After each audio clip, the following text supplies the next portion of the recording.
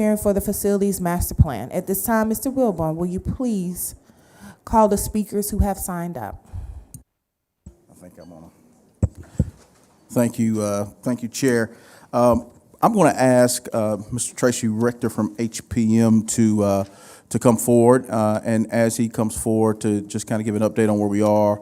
Would also like to share a little bit about, if we can cue up the video. I know we ended the session with it, but just some of the engagement and feedback that we're trying to get right now around visioning. So if we could take just a moment and pull that up.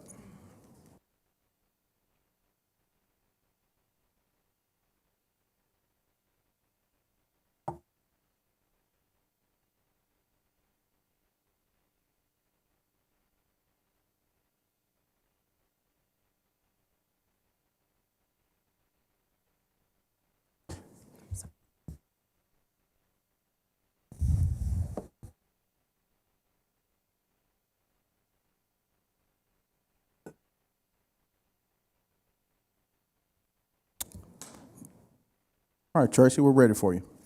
Okay. Well, thank you. Members of the board, superintendent, members of Atlanta's community and Atlanta Public Schools. First of all, thanks for having us here tonight. I know tonight's going to be some difficult conversations and discussions and what we have to hear, but I think as we reflect on the last 7 months of a process that's going to have significant impacts on the short and long-term look of what Atlanta Public Schools is going to look like. Do I need to, thank you. I don't have one yet, I don't think.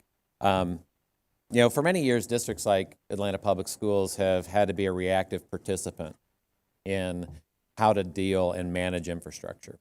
And I think that due to circumstances outside your control, not having decisions in development, affordability, how the city's built, how that structure works, and the reactions that the district has to go through. But without a consistent model of a collaborative planning process, and what I mean by collaborative is curriculum working with operations, working with the community, this model never changed. And so as I believe, though, although the last 7 months have been difficult and had several difficult discussions out there and a lot of tough discussions out there, that we are starting to take a more proactive approach to what facilities and infrastructure can be so the school district can help shape the city of Atlanta. And I think that's an important turn. Now, the work's not done, and we know that. Tonight is just a first step. But as we prepare to hear, and more importantly, listen to community members tonight and in the months ahead, I want to encourage those community members to continue their advocacy, to continue their fight for their communities, because this city, as it has for the past 150 years, will change. And we'll revitalize in spaces, and we'll come together again, and we'll grow, and we'll shrink in places. And that to remain in that advocacy is very important in a process like this. So decisions that have to be made, and I just want to make sure this is said, weren't made lightly. They were made with empathy and compassion, and with a lot of angst. And so I want to be sure that the community knows that there is a thoughtful process in how this is impacting the community and the families and the children that are going out there, and the work that's going on right now and the visioning sessions and the community effort. And you see what the district is doing night after night to work with the communities on this moving forward is an important step to this. And it's the right step. And it's not that planning goes away, because again, we're going to continue to do this and continue to think about how this district is shaped from an infrastructure standpoint. So lastly, before the community comments, I want to take a minute I want to thank the community. I want to thank the members of the community that have spent a lot of time in this, including task force members and those beyond in the task force members, and those who will serve on these subcommittees, and those who will participate in the visioning sessions. I want to thank Dr. Johnson and Dr. Bradshaw and their leadership in this, and the staff that has committed a ton of hours into this. And I want to thank the board. Our conversations that we've had have been hard and frank. You've shared with me your concerns. You've shared with me your visions. You still have questions in here, and rightfully so. But I think as we start to move forward tonight and think about where we go from here, I still encourage, tonight we listen, and we continue to listen. And as we walk into these recommendations, and we'll go in the presentation in the board meeting, I hope we continue to hear that voice out there. So thank you, and I'll be up in a few minutes to talk to this as a PowerPoint. Thank you. Thank you, Tracy. Michael, we'll turn to you, Mr. Wilburn. Thank you, Dr. Johnson.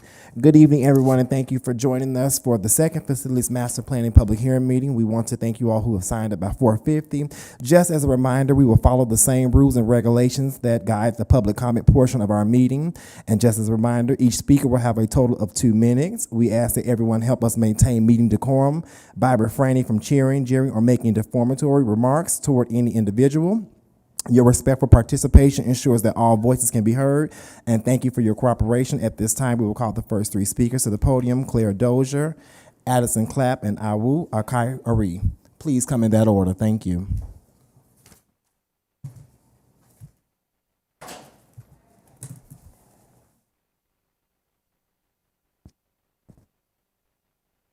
Good evening. I'm Claire Dozier, a Mechanicsville resident and APS parent. And at the last public hearing, myself and others spoke out against the impending closure of Dunbar Elementary School. I maintain that Dunbar is a unique case that should have been reconsidered in the final version of this facilities plan, but it feels like our fate is sealed and that we have to focus on what comes next and minimizing harm. First and most urgently, with the closure looming, our kids cannot afford to lose a year. Staff are already worried about their own futures, and it's difficult to be present for students when morale is low.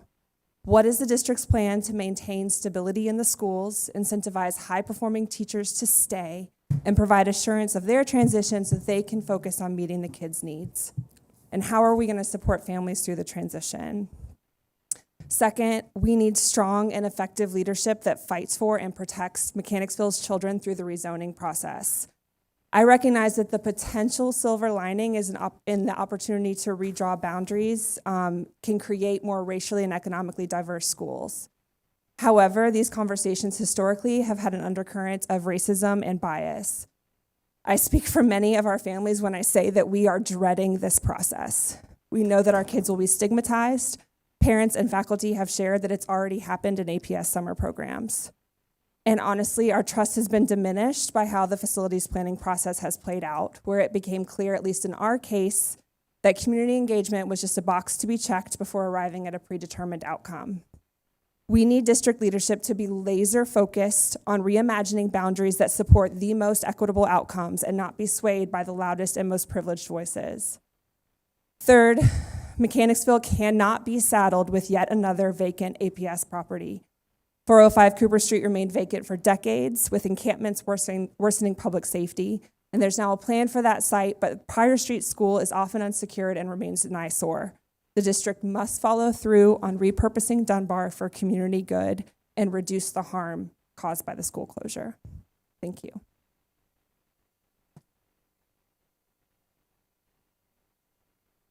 Good evening. My name is Addison Clapp. I'm with the Party for Socialism and Liberation, PSL, and I'm a resident of Pittsburgh, which is a mile away from Dunbar Elementary. Dunbar is one of the schools on the chopping block. I have been going door to door in the neighborhood talking to community members, and one thing that really stands out to me is that the majority of people I spoke to did not know that this closure was possible and that this vote was even happening today. How can the board make a decision that will drastically affect people's lives and claim that there's been any meaningful public input when the communities around these schools don't even know that it is happening? This is an undemocratic process. Some people we spoke to said that their kids would be bused to better schools. How is that supposed to happen when there is a shortage of bus drivers? These students shouldn't be taken far away to better schools. Their schools need to be made better. This is just another example of many of the city disinvesting from majority black areas so that housing developers can swoop in and make massive profits. Public education is under attack all over the country. Trump wants to dismantle the Department of Education entirely. They want to privatize education to make profits for the billionaires. And anybody on this board who votes to close a single school is following Trump's lead in attacking public education and hurting all of our future generations. The claim is that the money isn't there.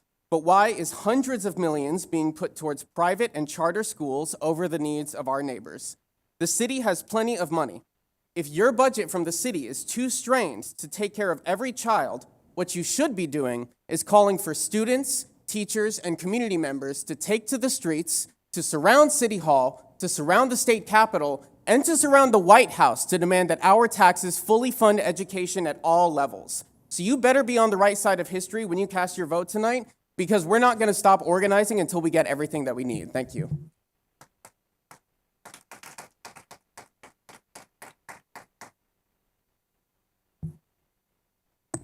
Good evening, honorable board members. My name is Awo Okaikor Ai. I'm an organizer and senior director of power building at Black Feminist Future. We're a national organization based here in Atlanta, specifically the Mechanicsville Dunbar Community Center. What is beautifully unique about our location is the intentionality that went into creating that ecosystem that is referred to as the Dunbar Learning Center complex, which includes the school and our community center. Our organization, Black Feminist Future, and the many other amazing organizations in that center are invested and committed to the school and the community. The center was specifically created to support the young folks and community. As a fixture in the Dunbar Learning Complex, we get to see many children and their families as they get out from school, and in the spirit of Ubuntu, we are interconnected with each of them. And because of that, on behalf of our organization, I want to express our full support and solidarity with the parents and educators and students who want to keep their school open. Sorry. Also, as a former classroom teacher and educator and academic, I can speak to the foreseeable harm that school closures cause on children, on teachers, and community and parents. We know disproportionately that school closures impact working class and working poor communities disproportionately the most. We know that Black educators and disproportionately are in danger of push out, and we know that this also happened in New Orleans. We saw it happen in Chicago. We saw it happen in Philly. We saw it happen in Newark, and the list goes on and on. So we at Black Feminist... Thank you. Your 2 minutes are up. Thank you. Our next three speakers are Stephen Sellers, Paula Cooper Smith, and Kimberly Brooks.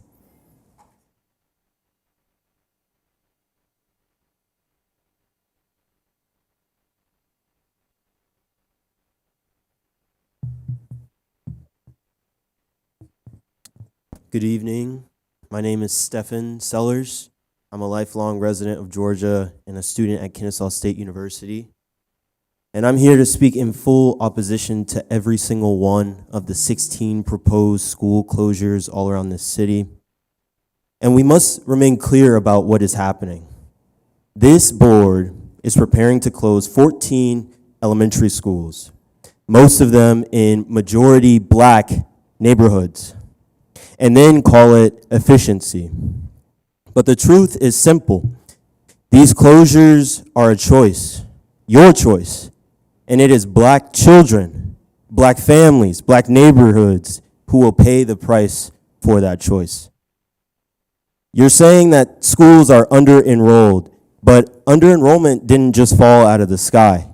It came from years of decisions to underfund, to ignore community needs, and to funnel resources into charter networks instead of strengthening our neighborhood schools.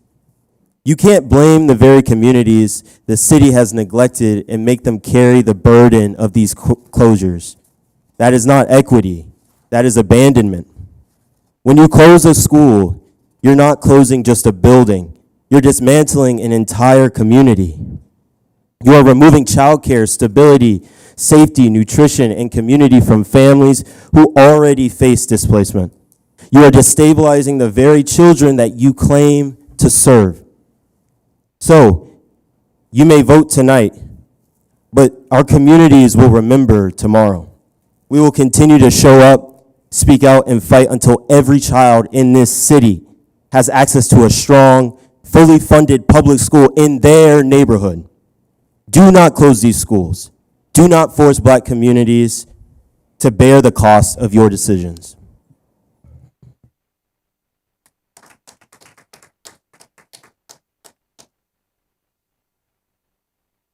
Hey, good evening. Is this working? Yeah? Good evening. I'm here to say hello to Dr. Johnson. My name is Paula Cooper-Smith. I'm a Lakewood Heights resident in the Carver cluster.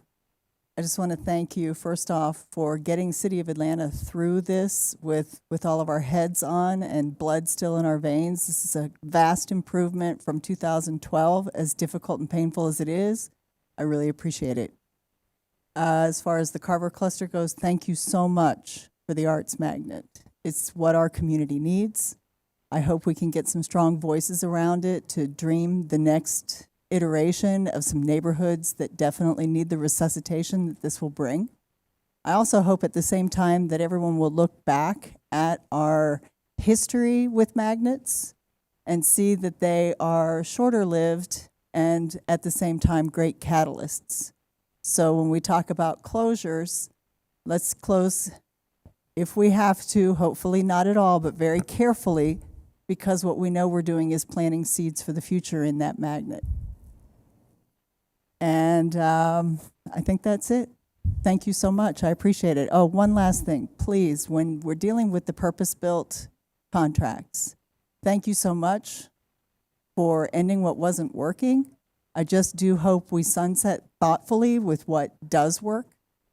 Our families, if we sunset so immediately, will immediately go without food, transportation, and housing. So let's do what we do well there, which is grab our partners by the hand, bring them over to this model so that our children don't go lacking for even a beat. All right, thank you so much. I appreciate it. Our next three speakers are Ms. Kimberly Dukes, DeMicah Luster, and Joseph York. Please come in that order. Kimberly Brooks, my apologies, Ms. Brooks. Yeah. Good afternoon. So let me formally introduce myself. My name is Kimberly Brooks. I'm a native of the city of Atlanta for 45 years. I was born and raised in the projects. I had children at 15, 17, and 21. Married and divorced when I was 22 years old, committed violent crimes, was arrested. However, God came into my life and changed me as one of those bad kids, right? So I stand to you before today as a college graduate of Atlanta Metropolitan State College, Georgia State University, and completed my master's at Clark Atlanta University. My three children that grew up also are successful careers right now in degrees. I'm a product of what school looks like and what quality education looks like. The young man that did the presentation here today for facilities is like he's been held hostage by the Board of Education. This Board of Education, I was the parent that fought to keep the 13 schools open when Nathan Deal wanted to close these schools. So I will come to you again, and I will say one thing to you: you're committing fraud because you're getting the illusion to these families that you have a plan to close schools to make quality education. That is a lie because you're not counting schools. KIPP, Kendesi, and Purpose Built need to be taken out of the school system, and our superintendent needs to be in control of those schools because he is the expert.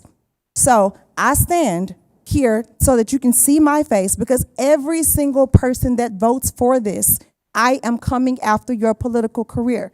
If we have spoken before this, it becomes null and void because these children, my neighbors, my daughter's friends, all of the kids that come to my house that sit with me, the community meetings that I've been to, city council meetings, commissioner meetings, I'm what Atlanta looks like. And I represent them because they can't be here. And instead of being able to trust you to do right by my schools, you're closing schools.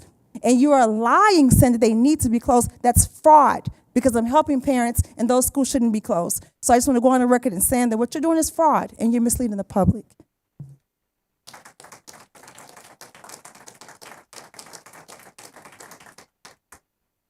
Hi, everyone. My name is Demisha Luster, and when I came before you guys at the November public hearing, I spoke about how important it is to look at the whole child and looking at the students in and out of school time as I gave comment regarding the repurposing of Dunbar Elementary School.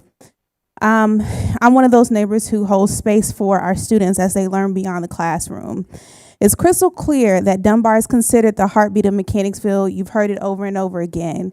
Yet, the lifeline for our families is about to close, and it's unfortunate that that will be the result of today's vote. That said, Dunbar has faced many principals who weren't upheld to any, and when we finally got a principal who is knowledgeable and thinking beyond the fences erected to keep our students safe, from the community that they live within each and every day, our school is facing closure. My only ask is that APS positions our youth to receive a quality education. It's overwhelmingly clear that there has been a constant undereducation of our students generationally in Mechanicsville. And maybe relocating Dunbar students to higher performing schools may actually start to change the trajectory of families for generations to come within our community. Claire spoke to many pertinent points, so I can only hope that her words remain with you as we move forward. And we look forward to our community being an active part of repurposing Dunbar Elementary School. Thank you.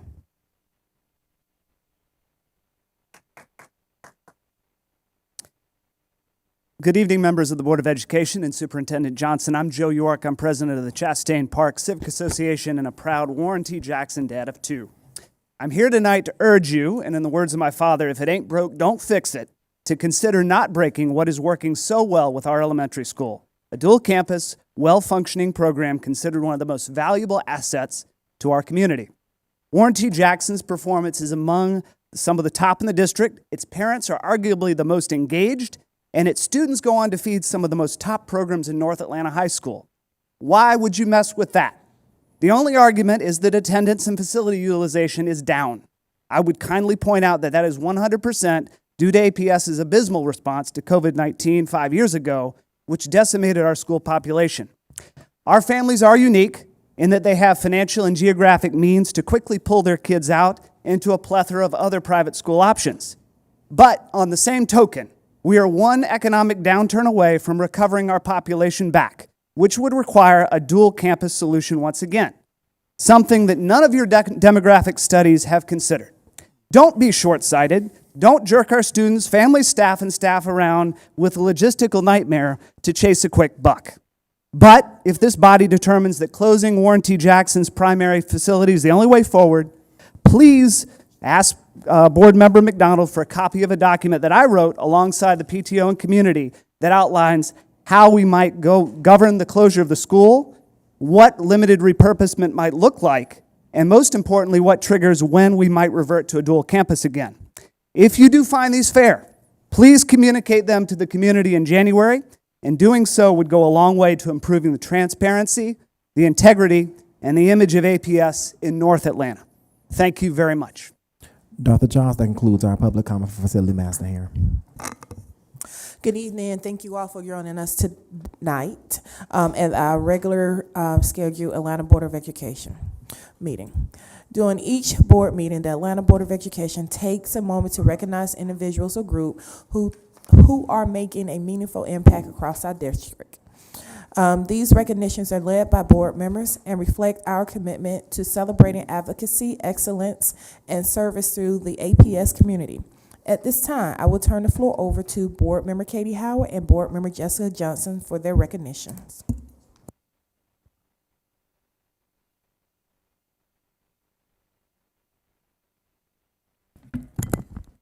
Thank you, and good evening, everyone. I have my hands full. So, as I was thinking about who to recognize for my recognition, I kept going back to who and what is having an impact on students and families outside of the classroom. And I immediately thought of CORE. CORE is located on the Carver campus and provides critical prevention services and wraparound care for youth and their families. They believe strong connections with supportive adults eliminate barriers to services and education, creating empowered students ready to explore every possibility for their future. I can confirm that they definitely live out their mission every day at Carver. And during a time that supportive organizations with connection and trust with community is more critical than ever, I thought it was important to formally recognize CORE and the work they do to provide mental health services to students during the day and help with food, clothing, rent, transportation, and other life necessities for families. CORE has been at Carver STEAM since 2019 and supported students during the school day and after with programs that teach job skills and connect them with jobs. They're an invaluable resource for families through their corner store, which has free groceries, clothing, hygiene items, and household supplies, even flowers and birthday party supplies, which bring necessary joy. They also provide housing advocacy, financial assistance, case management, and educational advocacy, as well as trainings for students on resiliency, physical and sexual health, and violence prevention. While Jennifer and Justine are trained counselors along with other professional mental health providers, many of those who make CORE run are parents and community volunteers who make the connection to families even more personal and impactful. I recently had the privilege of meeting their student fellows who made such an impression on me, and it's great to have, actually I don't know, they're not with us tonight, but I know they were invited and I wanted to recognize them too. They are learning real life job skills alongside a CORE manager and also demonstrate the importance of giving back even after you leave high school. And because the stats matter, CORE has had the following impact in the 2024-2025 school year with 1,100 points of contact with students at Carver STEAM and 499 at Price Middle, 204 students completing essential life skills training, and 56 of them seniors who completed 3+ training in critical prevention topics. They served 300 individuals in the corner store and distributed 3,000 pounds of groceries to the school community. They gave 300 in cooking and kitchen supplies to 30 families during the Winter Wonderland event and conducted a 5-week adolescent parenting group with prenatal education, baby kits, plus ongoing support. There's so much more, but most importantly, I want to recognize those who make CORE possible and are so connected to the students and families they serve. And I'll ask Jennifer Henn to come up now.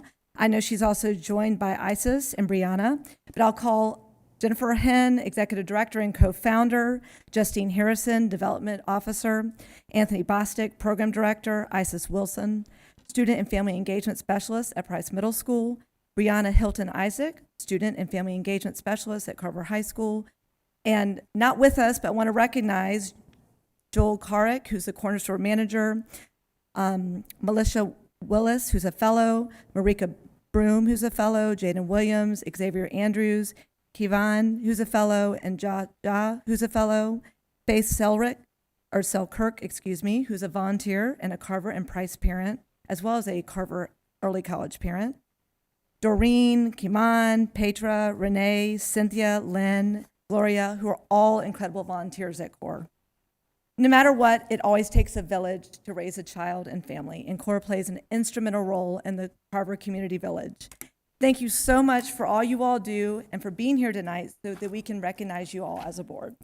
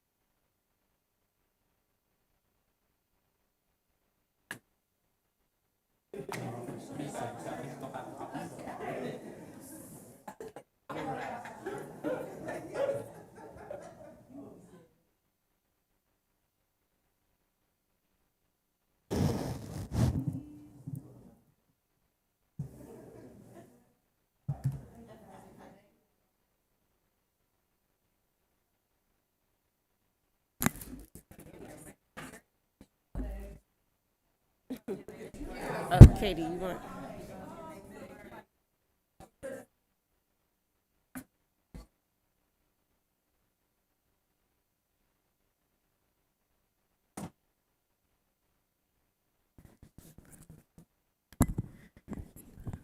All right, good evening. For those of you who know me, if I asked you to raise your hand and say one thing I'm incredibly passionate about, I'm sure you would say, yes! Easy. Today, I want to recognize someone that I consider to really be a college and career champion, and that is Dr. Erica Clark at Washington High School.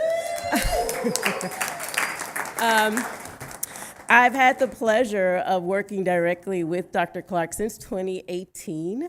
And immediately what struck me is that she is the kind of counselor and leader who seeks out resources for her students, whether it's applying for her own grants or whether it is looking for securing strategic partnerships with sororities and fraternities and civic groups, or just simply, I was talking to her about one thing and she said, can you do something about ACT? And I said, yes. So I think that for me, if you sit in her office more than 5 minutes, you know immediately that she cares about the young people at Washington High School, and she has done so for so many incredible years. So I just want to share a little bit about her with you all. Dr. Erica Clark currently serves as a professional school counselor for Atlanta Public Schools.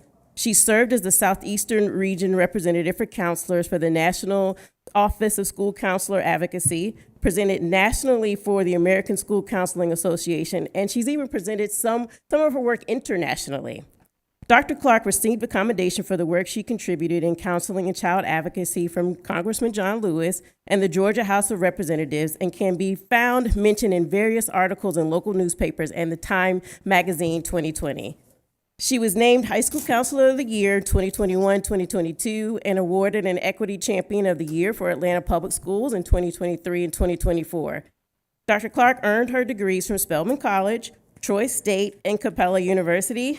As a licensed practicing counselor, she uses her counseling and coaching expertise for children, adolescents, and young adults. Dr. Clark is active in many professional organizations and currently serves as Capella University's Advisory Board for Counseling, the National Association for College Admission Counseling, the National Coalition of 100 Black Women, and a member of Delta Sigma Theta sorority. Thank you so much, Dr. Clark, for your years of service.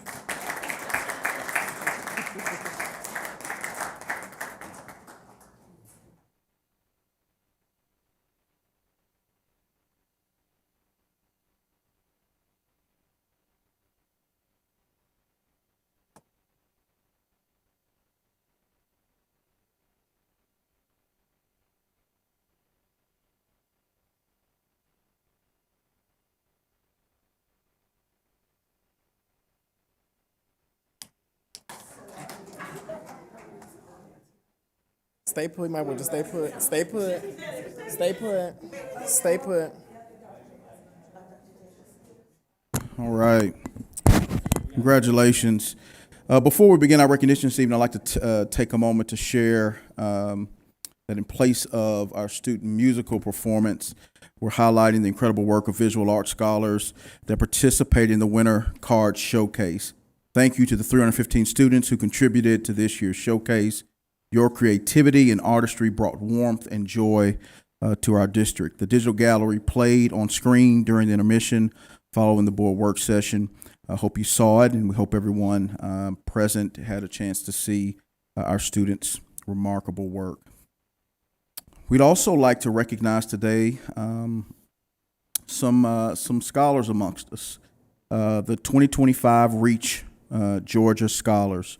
REACH is a statewide program that provides mentoring, academic support, and a $10,000 scholarship to help students succeed in high school and continue on into college. This year, 5 8th grade students were selected through a rigorous process led by our APS School Counseling Department. Please join me in congratulating Tristan Jones from Bunch Middle School. You can come on up, Tristan. Skylar Mason from Wesley International Academy. Juan Acoa Cuevas from Sutton Middle School. Brayon Rivera from Russell West End Academy, and Anaya Samples from Hollis Innovation Academy. We're incredibly proud of these scholars.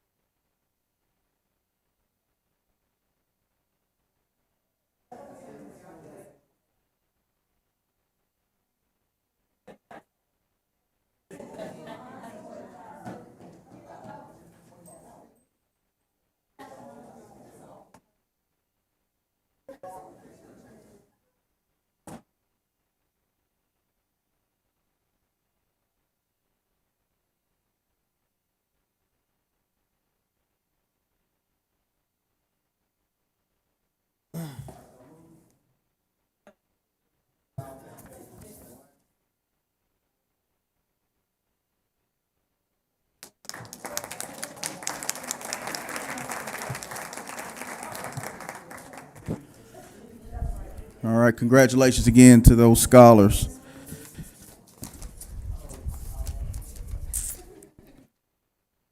Our next recognition goes to two individuals that I can't compete with for sure. We have two APS student athletes who earned state titles in cross country. From Midtown High School, Cameron Collier is the GHSA Class 4A Boys State Champion. Congratulations, Cameron.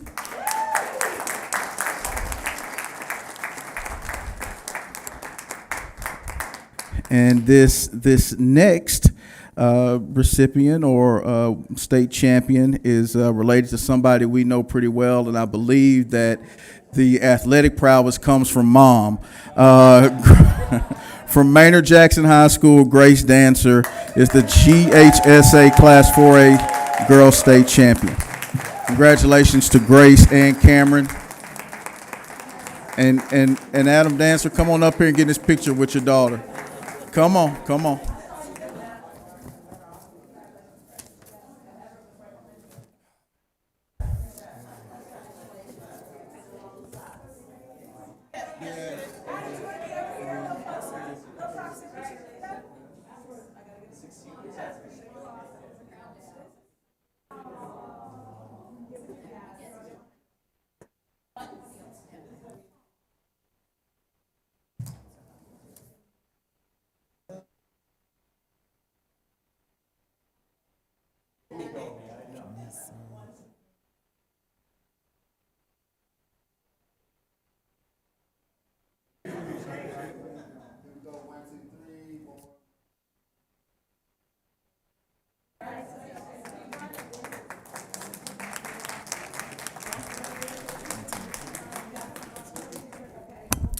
Our next recognition goes to a group of employees who oftentimes are not recognized for their work they're doing behind the scenes grunt work, but making sure that our student athletes stay on track and are eligible. With all of the athletic directors that are in the room, please come up. Nationwide on December the 14th, you can come up now if you're athletic director in the room.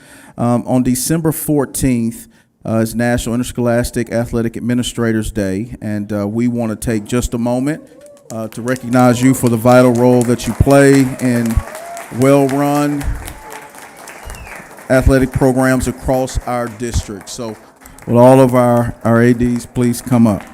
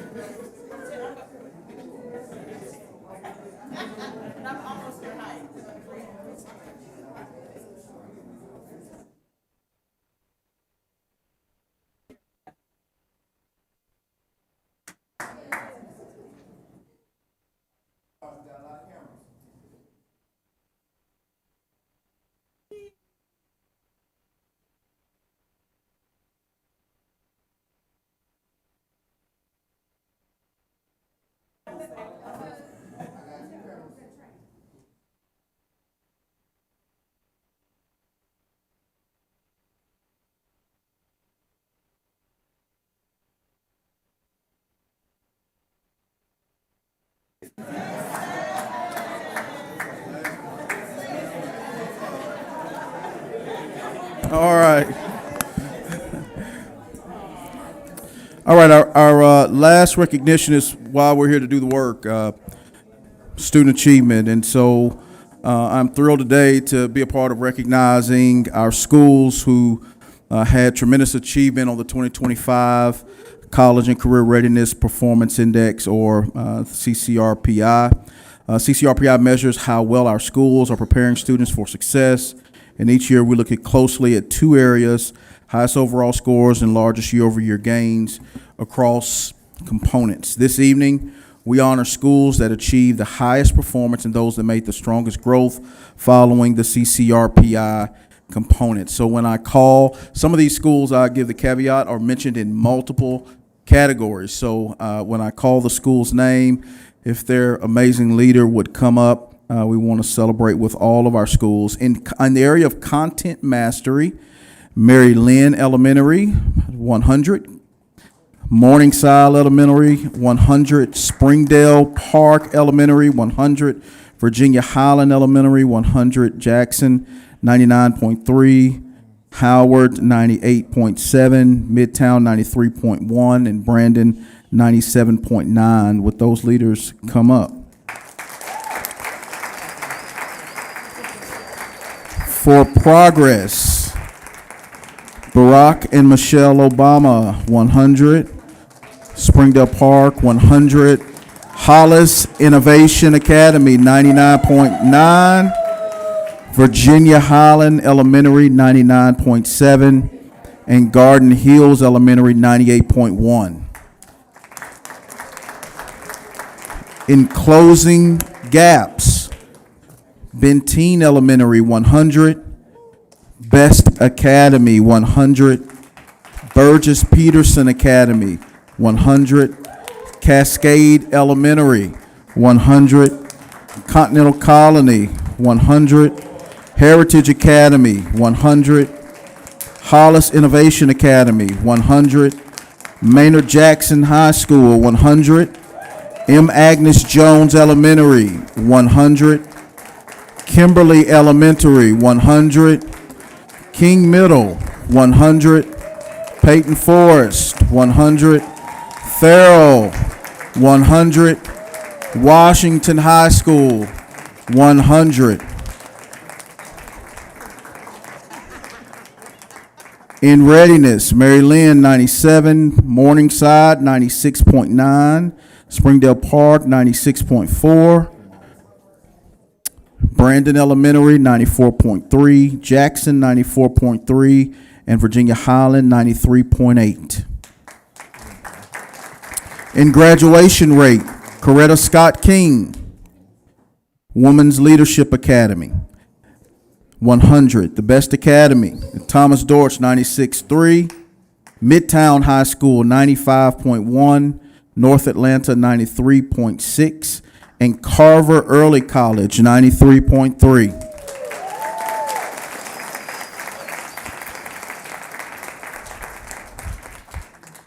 And our schools that had the most significant content mastery gains: the Best Academy at Thomas Dortch, Scott Elementary, Continental Colony, Washington High, King Middle, and Humphreys Elementary. For progress, Carver Early College, M. Agnes Jones Elementary, Humphreys Elementary, Scott Elementary, Farrell High School, and John Lewis Invictus Academy. For closing the gaps, the best academy at Thomas Dorch Institute, M. Agnes Jones Elementary, Humphreys Elementary, Young Middle, and Peyton Forest Elementary. For readiness, biggest gain, South Atlanta High, Beecher Hills, Mays High, Washington High, Scott Elementary, Humphreys Elementary, and Bunch Middle School. And then last but not least, largest gains for graduation rate, Douglas High School, Washington High School, Midtown High School, and the best academy at Thomas Dorch Institute. These achievements reflect the commitment of our teachers, leaders, and support teams. Atlanta Public Schools improved in 9 out of the 10 areas on CCRPI, and there's no question that the daily learning is impacted by you all's leadership. So thank you for what you do, and again, congratulations.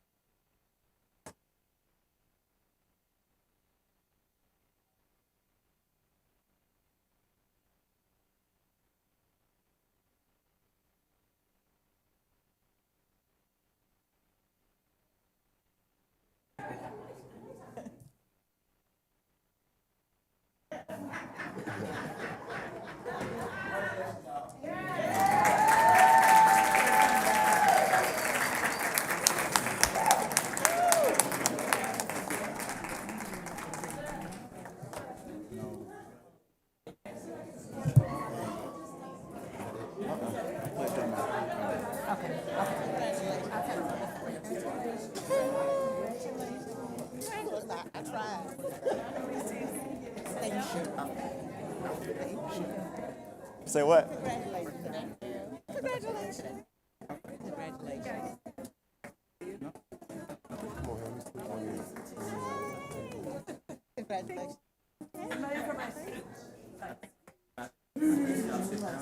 These 2 more, right? 2 more.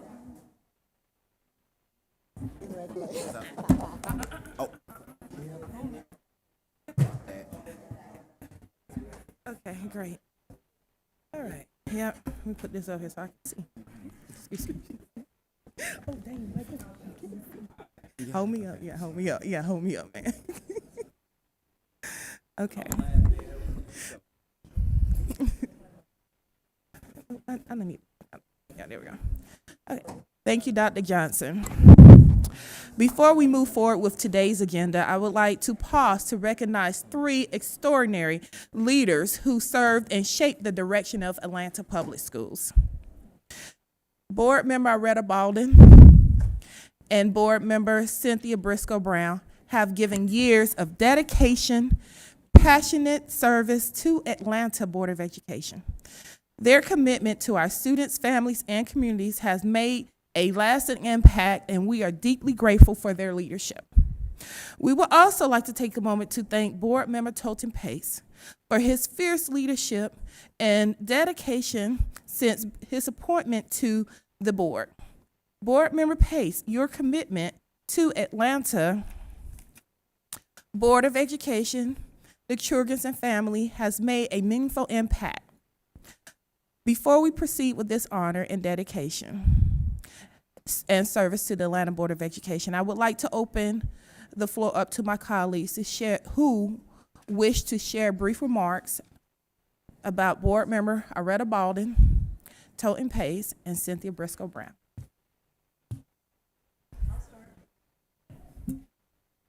I'll start. Is that okay?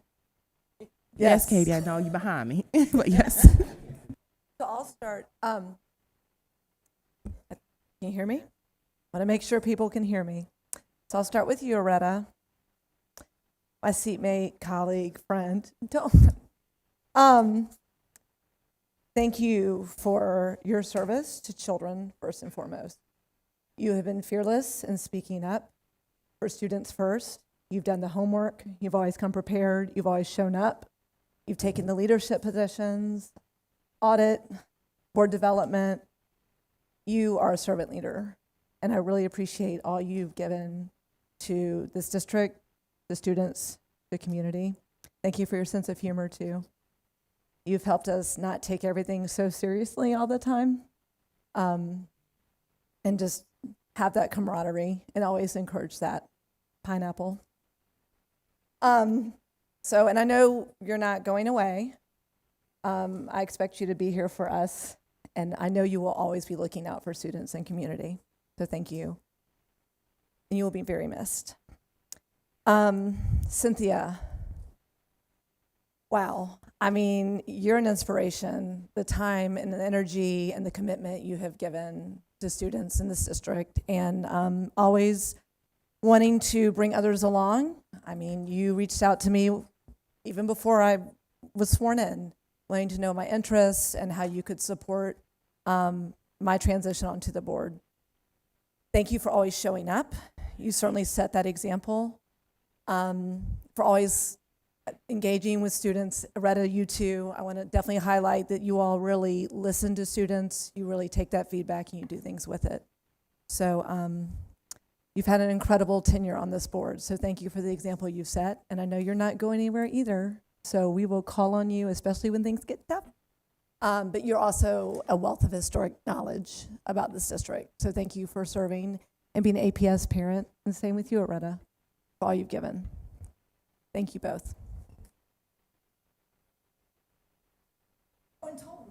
Tone, I didn't forget about you. I just can't believe, I know, it's been too short, but thank you for your service on the board. I mean, just hearing your experience as a former educator and the work you do, you were quick to always provide that and never hold back and just jump right in there. And you've had such a positive, engaging attitude and energy that's really made a huge impact during your time on the board. And thank you for stepping up to serve. You did not have to put yourself forth for even the appointment. So you were definitely a servant leader too. And you're not going anywhere either. So we'll see you out in the community. Come to every public comment opportunity. And we'll definitely need your input too with facilities master planning as we continue. So thank you for your service. You'll be missed.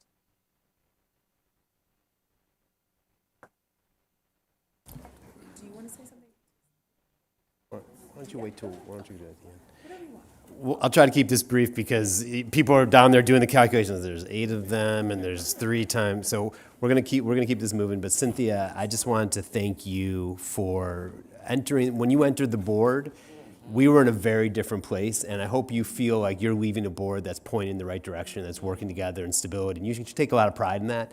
And I'll just say, for folks that don't know, Cynthia is in every building every year. Yes. And not most of the buildings, not she's gonna make a good faith effort. She says she's gonna do it and she does it, and that is the model for us all, and you've set a very high bar. So thank you for giving 12 years of your life. Yes. And I don't just say that extracurricularly, like 12 years of your life is a substantial commitment to not just to this board, but to the kids of Atlanta. Tolton, poise, calm.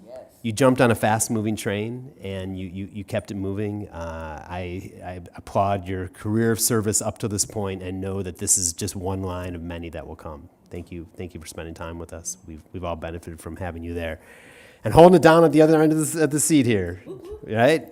Thank you, Aretta, for what people don't know about you, Aretta, is this account. Your service to the board, holding us to retreats, holding us to communicate, holding us to trust each other and push each other all at the same time. That I don't know if people know that, and they should know that because it's left an impression on me and left an impression on this board, and you will be dearly, dearly missed. Thank you. Okay, yeah, they are really counting the time out there. Cynthia, I think in addition to what Katie and Ken have shared, you really came into this like as a parent, right? That was the motivator to do it, and I think your kids are so proud of you for what you did and what you represent, right? And you've always said, like, it's all the kids are my kids, and so I think you've really lived that every day. Tolton, you are just phenomenal. You are, that calm that Ken referenced, it really is so evident in everything you do, and I look forward to our paths crossing many times in the future. And I liked it when you were my next door neighbor, because we laughed all the time. But listen, you are a star. You just come in, you're solid, you have respect, but you also don't like tomfoolery, which is also what I don't like, so we get along real good. But I think it's just, thanks for really putting your heart into it. It was way beyond even when your daughter was in school here, so, you're gonna be terribly missed. Don't cry. Yes. Board Member Cynthia Briscoe Brown. 12 years of service, passion, dedication. You have a heart for our community. You have a heart for our children. I've never met anyone who's been to every graduation, every year, for 12 years, every school visit for day one. That is truly dedication. It's an honor to serve with you, to really get to know you. And you will be missed, because every time we have a misspelled word or a period or comma, something missing, I'ma always think about you. Because you kept us in line.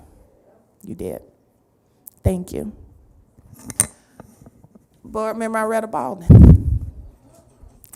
Honorary Bulldog. There you go. Your advocacy, passion, care for the community. You were the voice for the voiceless.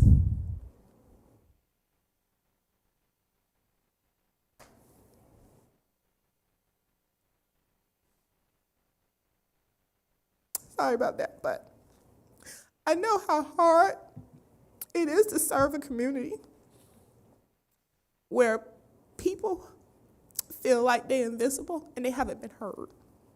And you lift their voices, you brought it to the boardroom, you brought it every decision you made. So thank you. And it's been an honor serving with you. Truly, it has. Board Member Tolton Pace. You came in at a time, you leaped in. You leaped in to hold it down for the leadership for D6, District 6. And you came in at a time where everything was already in motion, but you found a way to keep it going for your district and to represent them the best that you could with the time that you had.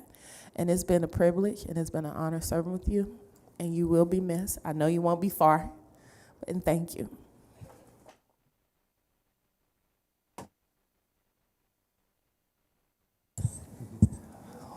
Ooh.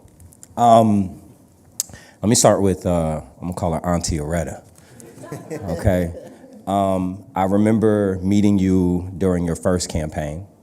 I remember the first time I met you, we were qualifying at City Hall. And I never forget it. And you've always been a source for me of information, of wisdom, of insight.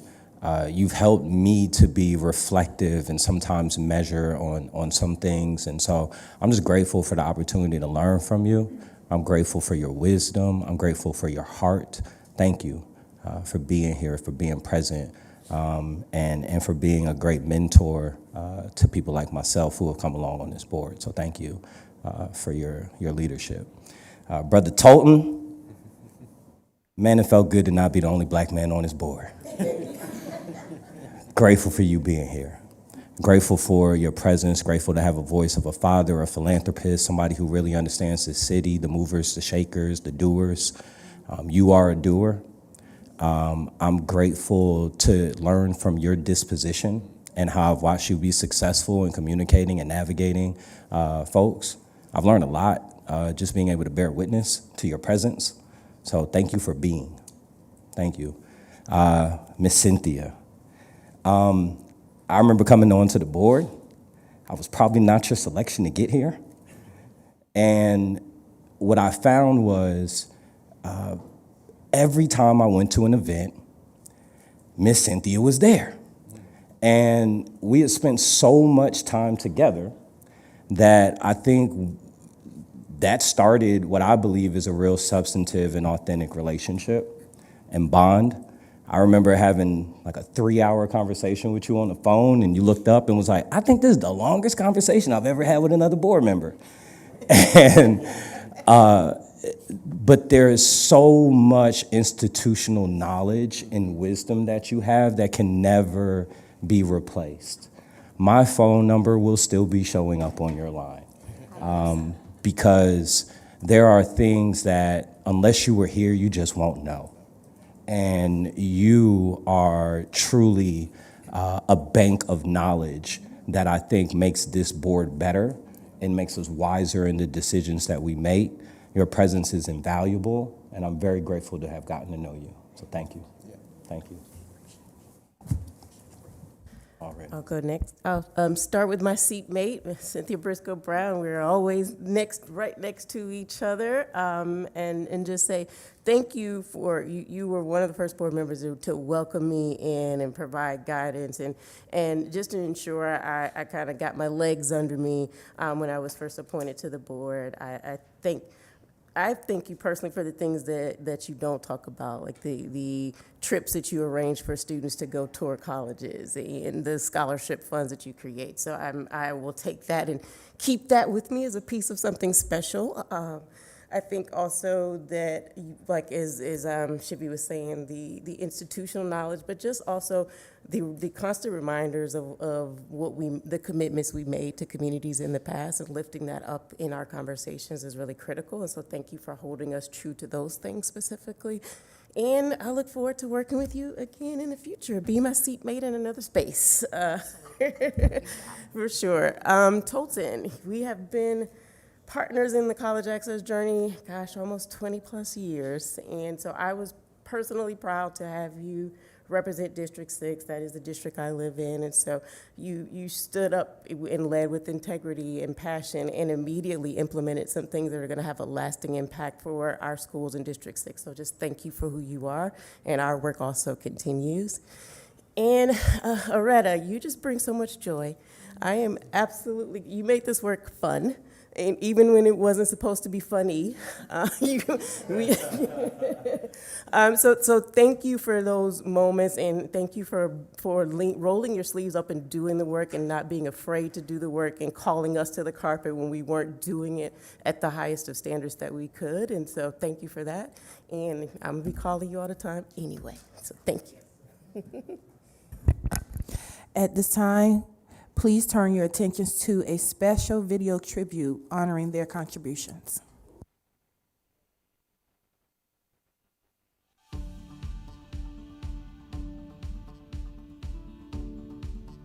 Oftentimes people say Atlanta influences everything, which is totally true.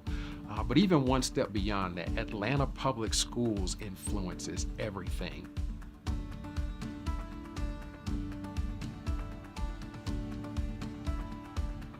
So I'm a native Atlantan, a proud graduate of Atlanta Public Schools. I started APS when I was in the 2nd grade, attending Dean Rusk Elementary School in the West End. Moved from there to Crawford Long Middle School down in Southeast Atlanta, and finished up my APS journey as a student at Douglas High School, 225 certified, as we like to say, in the class of 1996.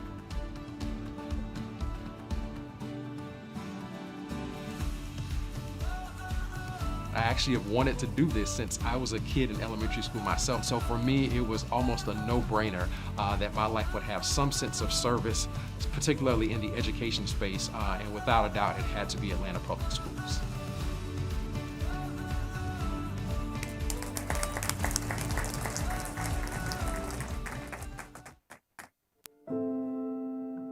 So my inspiration to serve on the school board, The operation. it's great compassion and it was personal, honestly. Initially, it was about my experience in trying to educate my child in Atlanta.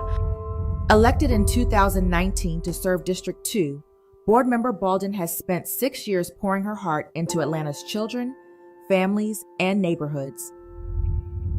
Aretta Baldwin is a gem for Atlanta Public Schools, simply because she is a servant leader who has great compassion and conviction. She's been not just a tremendous board member, in regards to the daily operation of the school district, but also a tremendous resource. What makes her special is that her presence, and she's always there. She knows what she's doing. She knows the work. She knows how to get it done. You can understand clearly what she's saying, but the thing is that's great about her is you can really feel her. Baldwin's impact is a legacy the community will feel for years to come. I believe that I have been impactful. I've been impactful around accountability, transparency, and increasing and improving community engagement.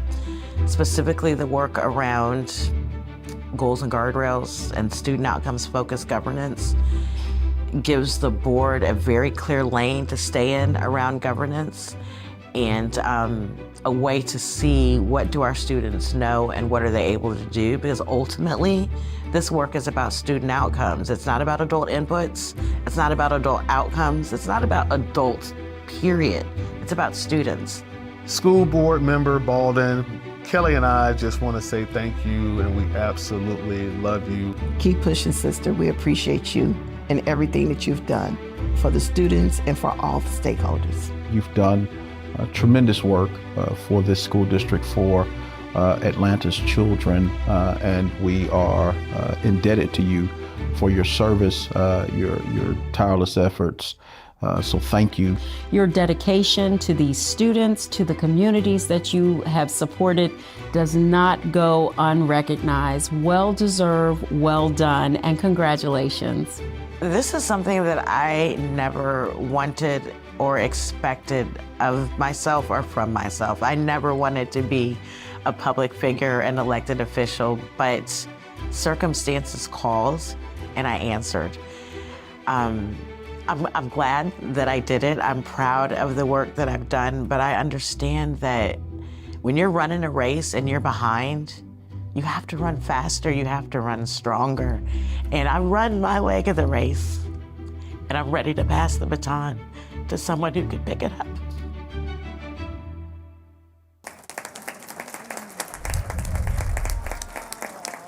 For 12 years, Cynthia Briscoe Brown has been a tireless advocate for Atlanta's children, championing their needs, elevating their voices, and shaping opportunities that will outlast her time on the board. Board member Briscoe Brown has been a leader who has championed equity of opportunity for all APS students. She has led with integrity, intentionally wanting to serve all students. Board member Briscoe Brown has done a lot during her tenure on the board. She's been an incredible partner. When I think about Board member Briscoe Brown, she obviously has a ton and has been an incredible resource when it comes to kind of the history of the district. What inspired me to serve on the board was certainly not politics.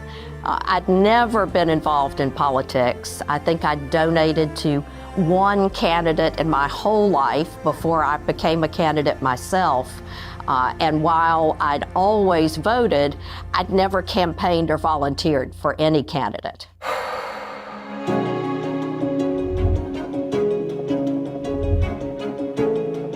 Well, there are many projects that Cynthia Briscoe Brown has championed, but there is none more memorable for me than the foreign exchange program. She has been an advocate for any and all opportunities for our students to have an international study abroad experience. She's always assisted my school when I was student government president and vice president. She has been a champion for the facilities master plan. It right sizes capacity and the budget, which will better serve all children. There are so many accomplishments that I'm proud of in the last 12 years. We restored the trust of the community. We resolved what was then a decades-old unfunded pension liability, which ensured that our retired employees could count on the benefits that they had earned and deserved. We achieved pay parity. We've reduced our vacancy rate on the first day of school to nearly zero. And then finally, probably the single greatest measure of any school system is the graduation rate. And ours has increased nearly 40 points. Cynthia, I want to thank you for your service, not just to Atlanta Public Schools and to the city of Atlanta, but to our kids. Thank you for your many years of service. Thank you for making a difference for all students in Atlanta Public Schools. And I truly thank Board Member Cynthia Briscoe Brown for everything she's done for me. Knowing that I've had that much to do with its future success is just really gratifying.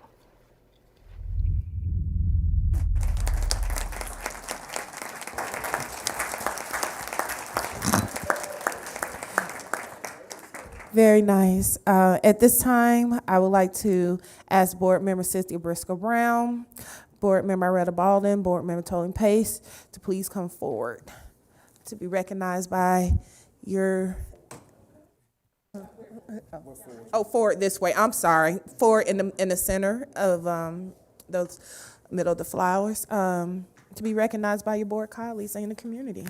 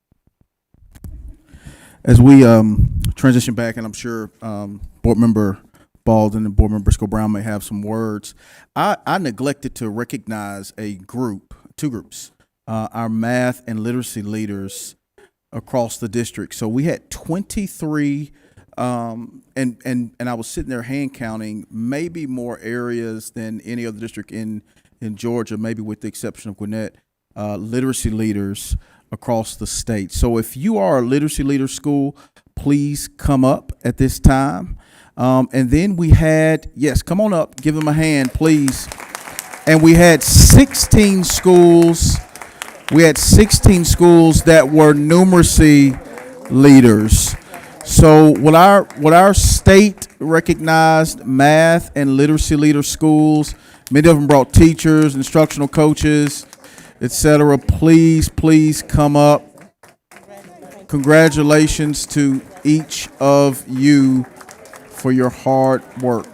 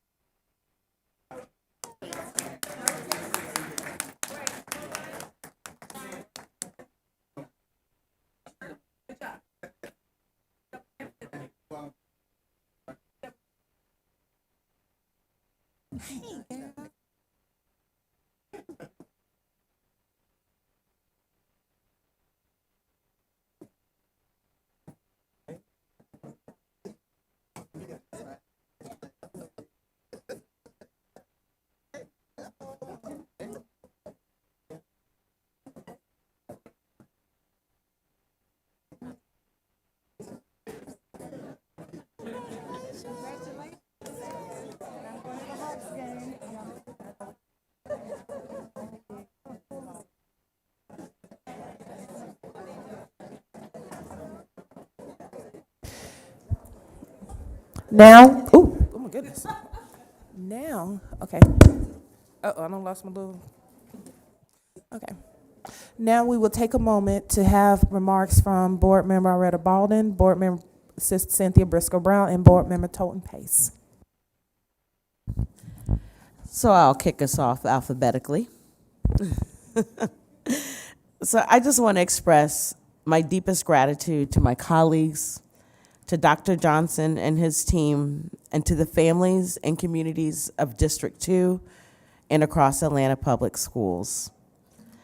I also want to extend a special thanks to our APS board staff for your tireless dedication, institutional knowledge, and the countless ways you support this board and the district each and every day.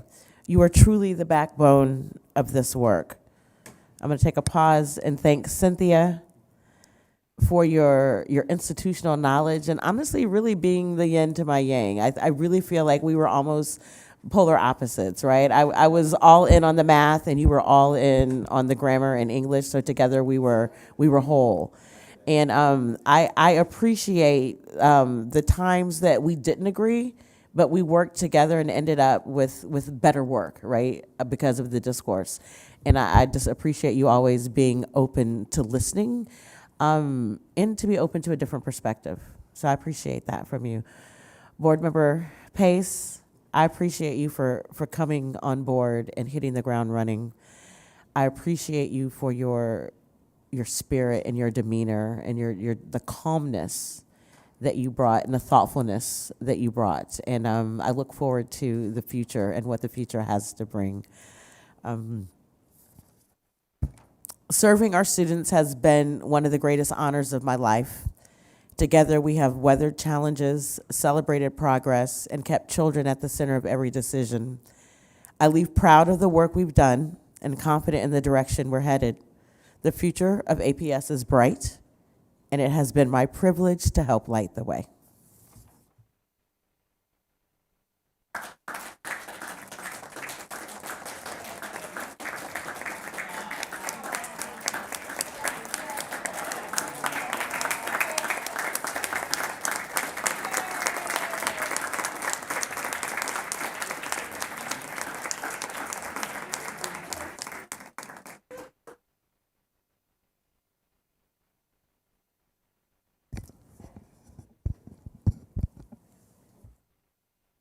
don't know if I'll make it through this, but we'll try.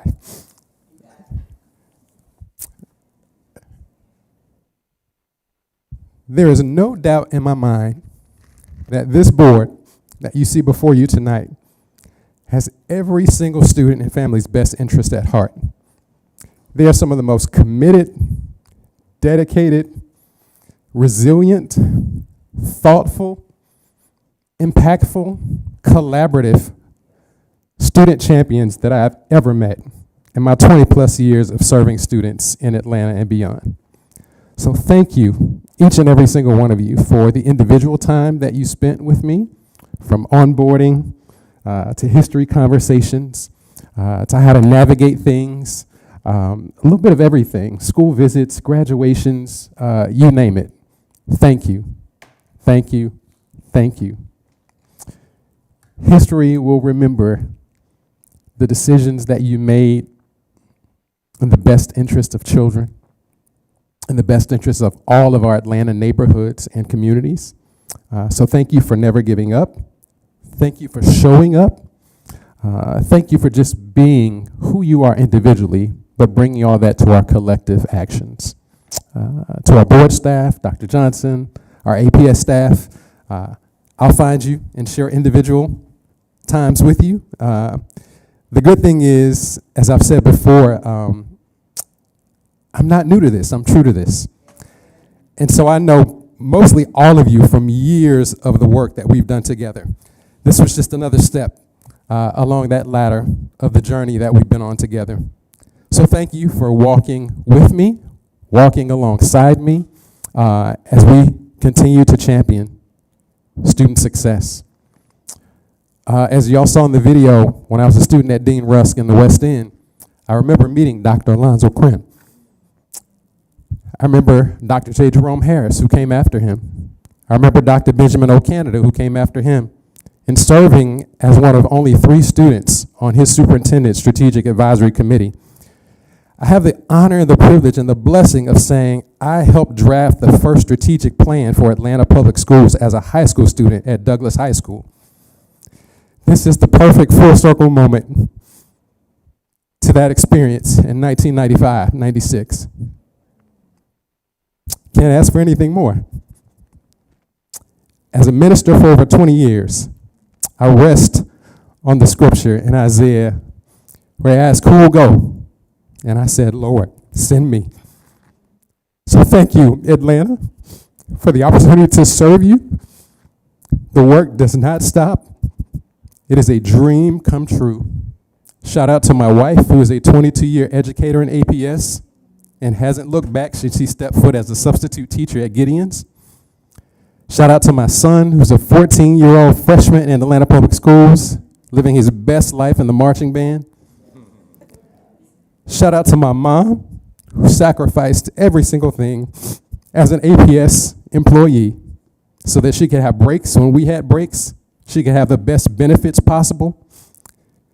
Shout out to my mother-in-law, who retired from APS and HR as well and planned every single retirement celebration that happened here in recent history. I could go on and on. APS is who we are. It's what we live. It's what we breathe. And so I'll keep seeing you at the next thing, and the next thing, and the next thing. And last but not least, to every single student that I've had the chance to impact, to teach, to mentor, to touch in APS, including Mr. Keith Glass sitting right here before us today. Thank you for making this all worth it. I love you, Atlanta.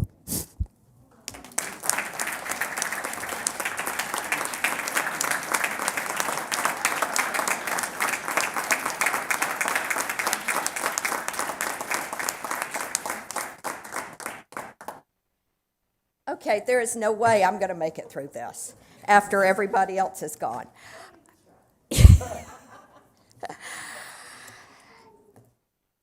Thank you, everybody, for all of this. It was completely unnecessary, but I appreciate it. We all do. When I was first elected to the Board of Education 12 years ago tonight, because I had to do a runoff too, We were in the middle of the cheating scandal, the accreditation crisis, and our community's nearly complete loss of faith in Atlanta Public Schools. We used to talk about building the plane while we're flying it, and it definitely felt that way as we tried desperately to fix all that was broken while also moving the district forward. Thankfully, APS is in a very different place today. And while there's always lots to do, we've achieved so much in the past 12 years. From dual language immersion and international travel and study programs like Naomi talked about earlier today, to the equity policy and the Student Advisory Council, to finding ways to make sure our teachers and staff were treated like the professionals they are. We're keeping both students and staff engaged and excited about being part of the APS community. As a result of all that and more, our graduation rate has improved by nearly 40 points since the year before I joined the board. And while that number, I think we can applaud that. And while that number is great, what is really awesome about it is that each of those points represents children who will be more successful adults because of all of us. And when I say us, I really do mean all of us. Just as our children need adults to nurture, encourage, and challenge them so they can learn and grow, none of us, including me, achieves anything except in community. If I tried to thank everybody tonight who has guided, encouraged, persuaded, supported, yelled at, and prayed for me all these years, we'd set a new record for the longest Board of Education meeting ever. And since I think that record was set in the spring of 2014 when we left at 2:45 a.m., I think we'll let that record stay for tonight. Yeah. But I do want to call out a few people without whom I could not have completed this incredible journey. First, to my former and current board colleagues, thank you for the experience, skills, and insights each of you brings to the role. I have learned so much from you. It hasn't always been easy, Miss Yang over there. But we've worked together in the shared belief that we could make things better for kids, and we have. To the next board, those of you who are staying and those of you who are coming in, keep up the good work, keep your focus on kids, and always remember you're here to govern. Next, to my longtime friend, classmate, and slightly less longtime campaign manager, Fred Huber.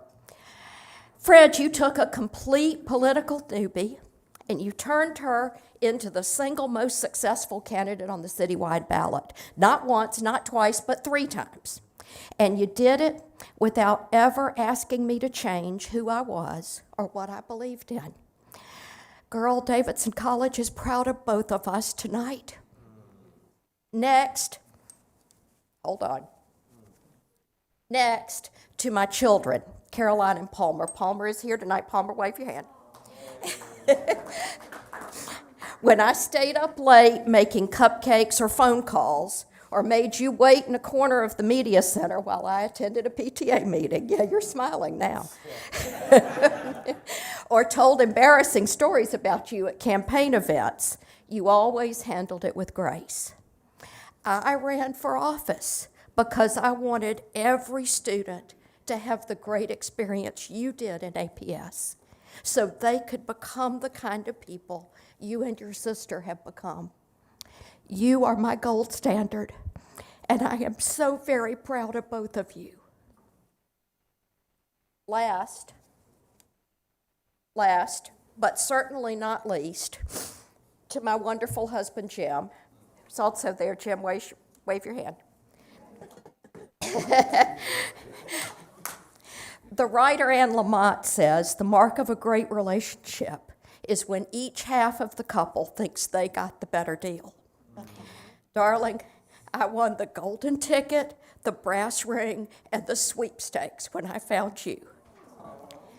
All of you over the years, and so many more, have witnessed Jim's deep personal commitment to building the APS community.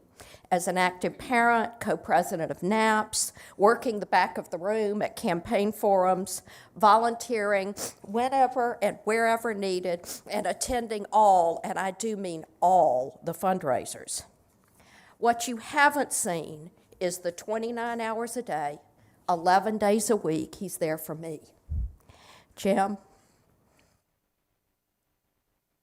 you always have my back, and you will always have my heart. In conclusion, and I promise this is conclusion, I'll say what I've been saying for the past 12 years. This position is the hardest job I'll ever love, the most significant thing I've ever done, and the greatest gift I've ever been given. I will always be grateful to each and every one of you for the honor and privilege of serving you, our children, and our city. Carry on the good work and keep doing it for all our kids. Thank you.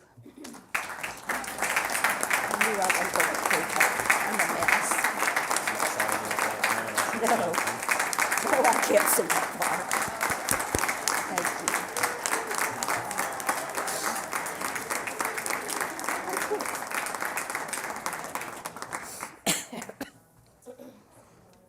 And now let's have a meeting.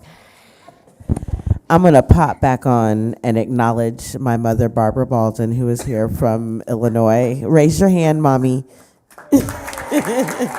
Thank you.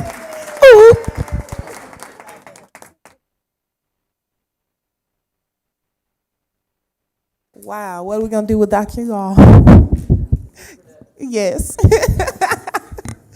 You're truly going to be missed, but not gone too far. That's right. Thank you, everyone. Mr. Wilborn, let's proceed with community meeting and public comment. Yes, Madam Chair. Welcome to the public comment portion of tonight's agenda. In just a few moments, the board will begin hearing for those who signed up to speak by 5:50 p.m. The board welcomes your comments, but before we get started, please take note of the following guidelines on how public comment is conducted. The board has allocated 1 hour for public comment, and each speaker will only be allowed to speak once for a total of 2 minutes. The board may elect to hear community comments in any order or sequence and is not limited by the order of the sign-up sheets. All speakers presenting highly detailed information are asked to put their comments in writing, and comment cards are available for those wishing to do so. In order to maintain meeting decorum and follow appropriate protocols, protect the confidentiality of students, and ensure impartiality, the board will not hear comments on matters involving individual students, parents, or the character, professional competence, or the physical or mental health of any individual. Also, the board will not hear public comment on personnel matters that specifically include the names or titles of employees. This includes, but is not limited to, contract non-renewals, position abolishment, the hiring and firing of staff, and investigative proceedings regarding allegations of misconduct. Comments regarding personnel issues should be sent in writing to the Atlanta Board of Education, 130 Trinity Avenue, Southwest, Atlanta, Georgia, 30303, or via email at boardcomments@atlantapublicschools.us. Finally, in order to maintain meeting decorum and to ensure all comments can be heard by the board, applause, cheering, jeering, or speech that defames individuals or disrupts the meeting should be refrained from and may be cause for removal, adjournment of the meeting, and a suspension from attending future Atlanta Board of Education events, hearings, and meetings and other proceedings. With that said, I'd like to call the first 3 speakers to the microphone: Brandon Spence, Rhonda Bronner, and Elisa DeCrisio. Please come in that order.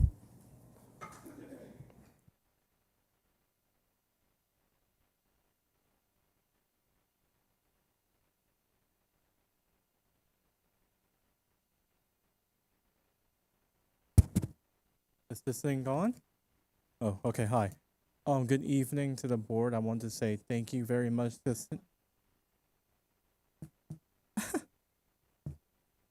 it working? All right. Hi, how's it going? I want to say a personal thank you. It's not working still?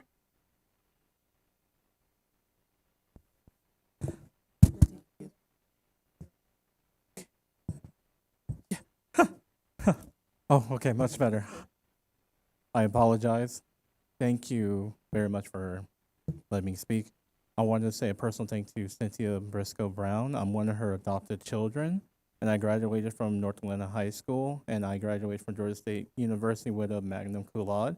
And I also studied technician from Perscolis, and I got a CompTIA Plus with the encouragement, motivation from Cynthia Briscoe Brown. That's what I wanted to say, and I really appreciated her. And it's so sad for her to leave the board because she really helped me out a lot as a student. And that's all I wanted to say. Thank you, guys.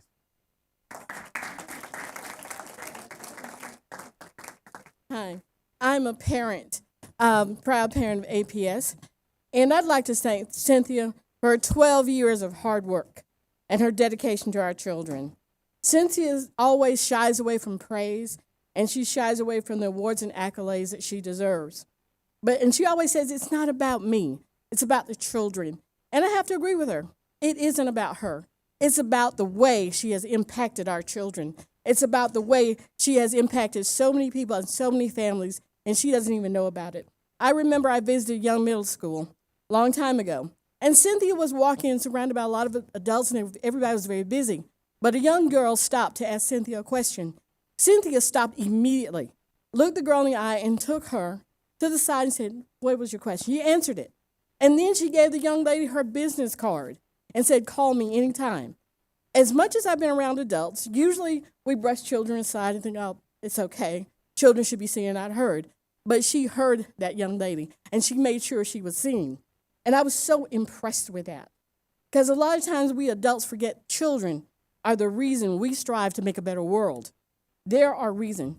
Cynthia has always reached out to anyone who was ever in need, and she has always been a dedicated school member.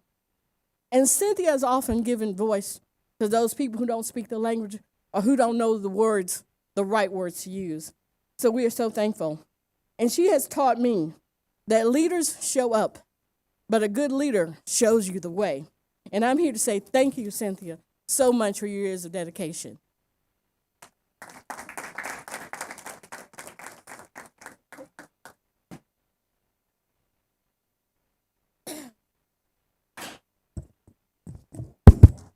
Good evening, everyone. How are you today? I'm also Cynthia's goddaughter, and I'm also a North Atlanta alumni. And I really wanted to thank Ms. Cynthia for coming to my graduation at Atlanta Technical College this May. You have always believed in me when most people didn't, and brushed me to the side. When you have a learning disability, people basically brush you to the side. You have encouraged me. You have encouraged me to study for my cosmetology license as of today. Thank you so much, Ms. Cynthia.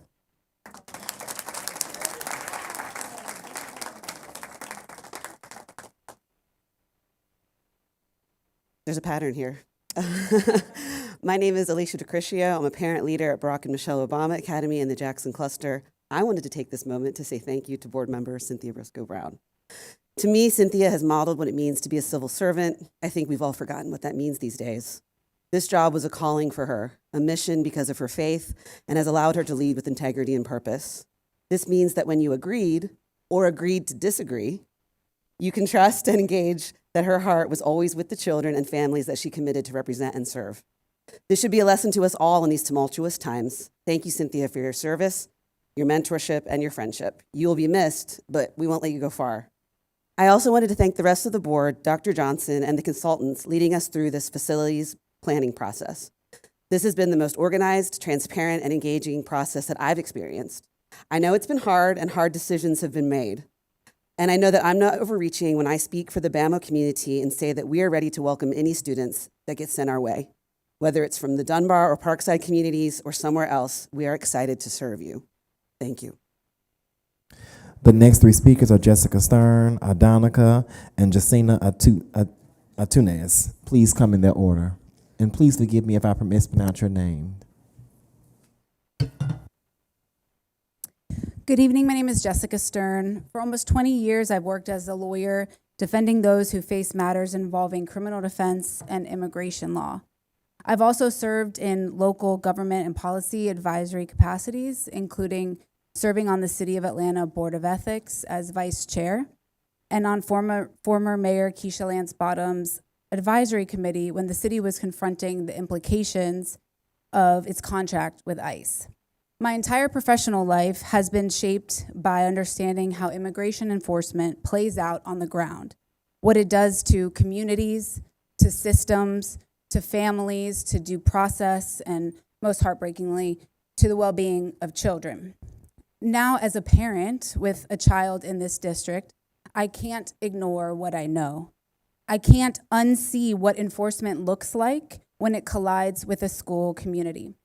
That's why I'm here, not as an alarmist, but as someone who understands the stakes and wants to help this district shape policy before our students become the next case study.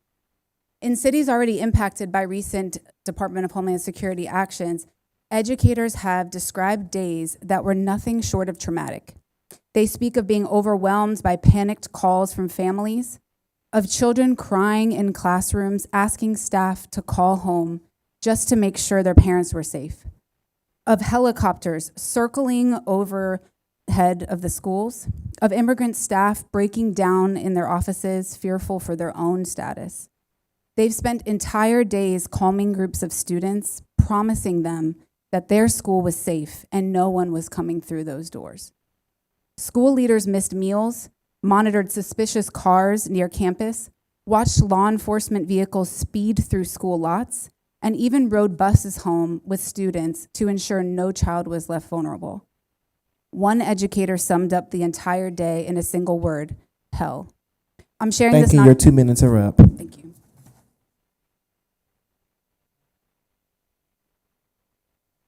Hi, my name is Justinia Antunes Soriano. I'm a parent of both South Atlanta cluster and Carver cluster. The topic I addressed today is highly sensitive but critically important for our community. The presence of an authority of immigration agents, specifically ICE, and the effects that it has on our Atlanta Public Schools elementary students. First, let's clarify the legal environment. While the federal government has at times designated schools as sensitive locations, recent policy shifts have blurred those lines. However, legally, an immigration agent cannot enter non-public areas of a school like classrooms or private office, without a judicial warrant signed by a federal judge or the school's consent. An administrative arrest warrant, which is common, does not grant the force to compel school officials cooperation or enter private spaces. APS maintains a clear stance. All children have the constitutional right to a K-12 education regardless of immigration status, and the district is committed to the privacy and protection of every student. But the impact that it has on elementary school students, the threat or even rumor of immigration enforcement activities, has a devastating impact on our young students. This is a matter of child welfare and educational equity. It creates toxic stress and anxiety for an elementary school child. The fear of a parent being detained or deported is a source of toxic stress. Research confirms that this leads to heightened anxiety, distraction, and an inability to focus on learning. It directly interferes with their cognitive development and academic performance. When enforcement activities are reported in the Atlanta area, immigrant families often choose to keep their children home out of fear. This spike in absenteeism hurts the children, hurts the students who are already vulnerable, causing them to fall further behind, and it negatively impacts the school funding tied to attendance.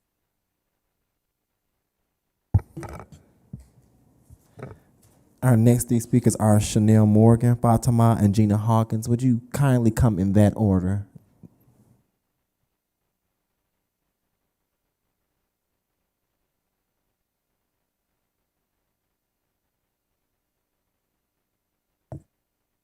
Okay, I just want to make sure everyone can hear me before I get started. All right, good evening. My name is Chanel Morgan. I'm a mother of 2 Carver STEAM students, an educator, and a proud representative of one Carver.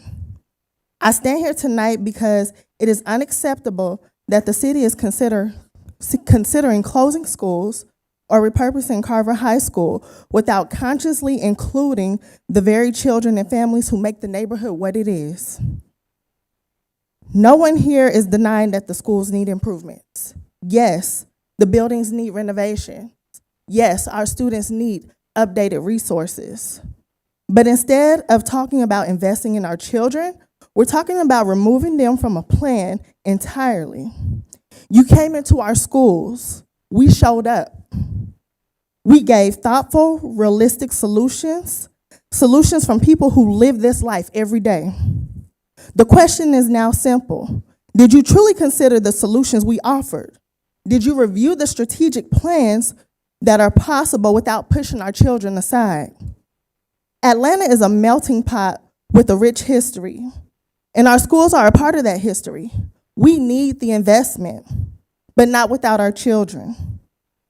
It took years for Carver STEAM and Carver Early College to become one Carver. And now that we're moving forward together, it seems like you all are, well, not you all, but it seems like it's coming apart. You may already have a decision made, but understand this. There are families, educators, and advocates who are not okay with any plan that does not include our children first. We'll stand together, we'll fight for what's right, and not for dollars. So Atlanta is unique. Our children are unique. So let's have a plan that reflects their uniqueness. Thank you.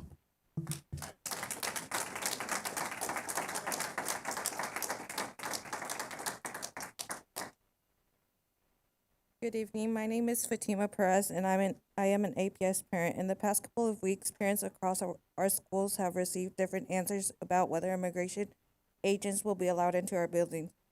Some of us were told they would be allowed inside with a judicial warrant. Others were told they would not be permitted at all. When information changes depending on who you ask, that tells us one thing: there is no clear consistency policy. This uncertainty is fueling fear. Immigration agents have already shown up at schools in nearby districts. Children have been taken from Gwinnett County schools. Families in our community are terrified, so terrified that many are keeping their kids home, which is adding to the raising Epstein you're already working to address. We are not here tonight to create conflict. We are here to offer realistic protective solutions. Here is what we're asking for: a clear written district-wide policy outlining exactly how APS will respond if immigration agents arrive at a school. Second, a safety-first approach where agents are not permitted inside the building unless absolutely required by law. Other districts have taken that stance. APS can too. A new protocol: if agents do arrive, they should be met outside the building at a designated location by the principal and the district's legal representatives, not by teachers or staffs inside, and definitely nowhere near the students, and children should never be exposed to armed agents in their school's environment. That is preventable. Transparent communication with all parents and staff. Right now, most families don't even know the policy. This policy conversation is happening, and that is unacceptable. Proper staff training so no one feels pressure to comply out of fear or confusion when a child's safety is on the line. Schools are supposed to be the one place where every child, regardless of background, feels safe, allowing the possibility of armed immigration agents interacting with students. Thank you. Our next three speakers are Zoni Yaba Akwa, Dorothy Arnold Cox, and Arthur Carson. Would you please come in that order? And just as a reminder, if your comments are over 2 minutes, you're more than welcome to send your comments in writing to boardcomments@atlantapublicschools.us.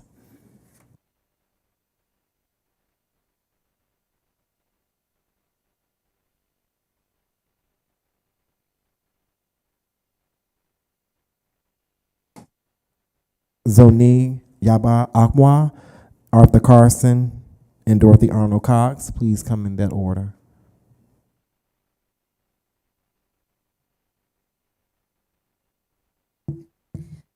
Good evening, everyone. My name is Zioni Yaboa Amenkwa. I'm a third-year economics student, French minor from DC, studying at Spelman College. I'm speaking on behalf of my UC brothers and sisters to petition against the shutdown at Dunbar Elementary and other public schools. I have never worked here. In fact, this is the second time that I've been in this room.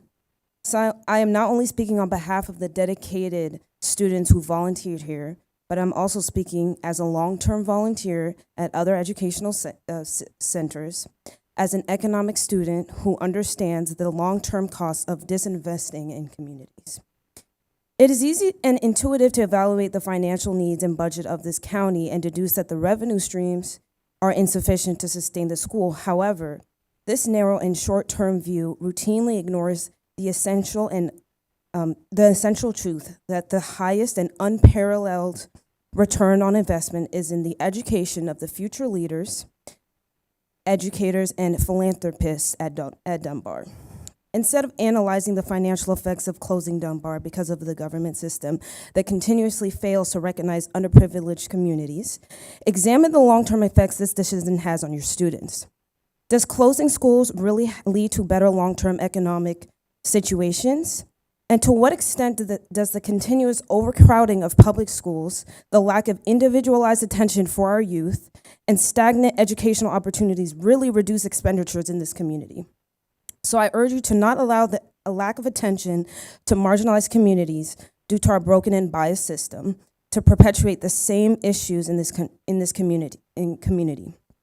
Allow the students to continue their learning and break free from systems that have been worked against them.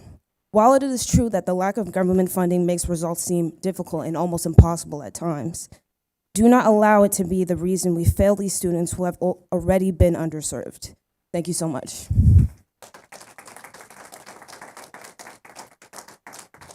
My name is Dorothy Arnold Cox, and I am living in Southwest Atlanta right now, and I am a product of public school. This issue prompted me to look at the education of people in my family.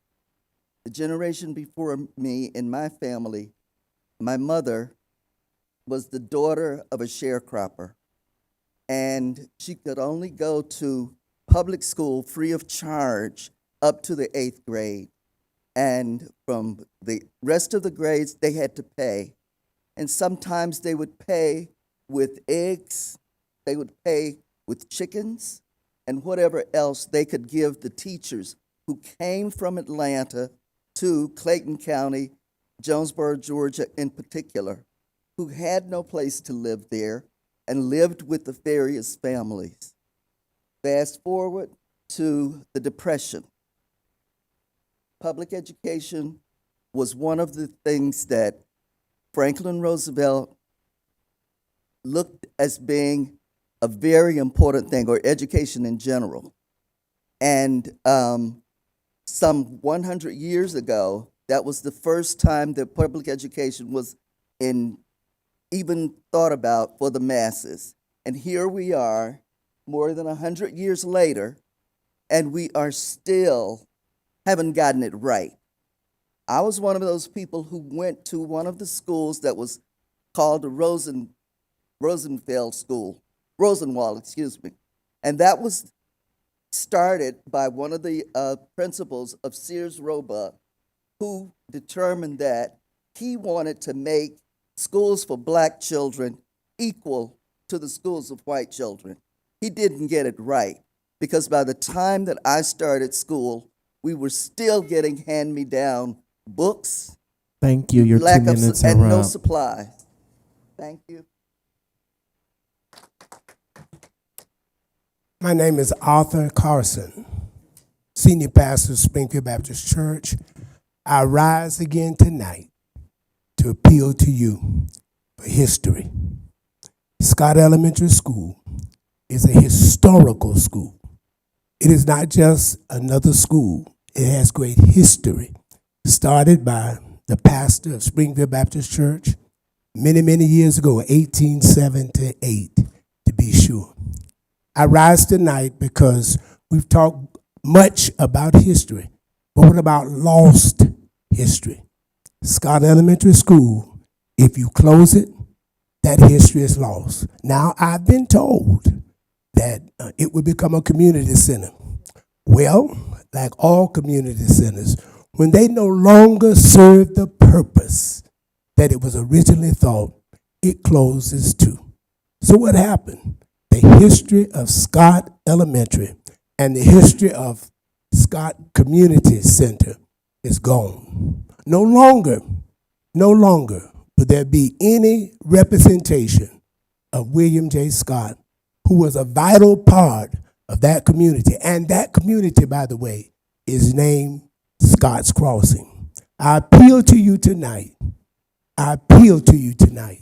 Don't close Scott School. The vote tonight is between history and money. I was told it's money that matters, but it's also history that matters. And the history of those of us who live, work, and serve in the Scott community is important to us and to our children and those who will come many years later. Remember, it's history that's important for us. And you know, when history is lost, history is never regained. Thank you. Our next three speakers are Karen Bibino, Consuela Hutchison, and Alfred White.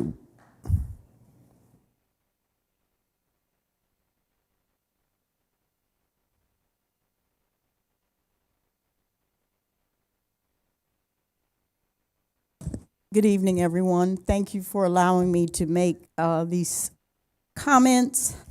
I am one of the people that you probably don't see at APS meetings. I'm a neighborhood organizer. I work in my MPU. I volunteer. But the main thing that got me here was the closure of Finch Elementary School in Oakland City. One of the things that I wanted to bring to the attention of this body is that closing Finch will have 3 holes in the Venetian Hills and Oakland City community. 3. We dealt with Arkwright for 20 plus years, it seems. When I moved to the neighborhood, it was vacant and I would pass it on my walks. Now, Venetian Hills Elementary School is vacant and I pass it on my walks in the morning. So I don't want to pass another vacant, abandoned, dilapidating elementary school in my neighborhood. I used to enjoy walking and seeing the kids at the bus stop or walking to school. That won't exist anymore. Property values will be impacted, and that's what most people care about.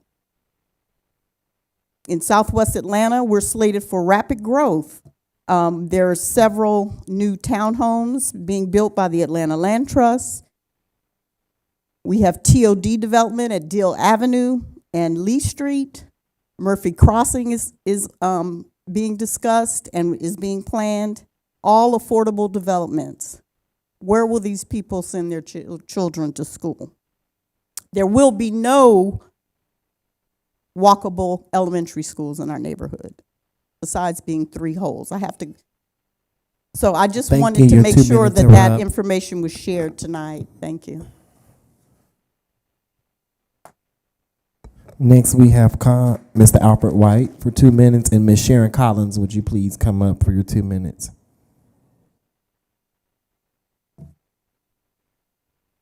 Repeat the names again? Yes. Karen Bibino, Consuela Hutchison, and Alfred White.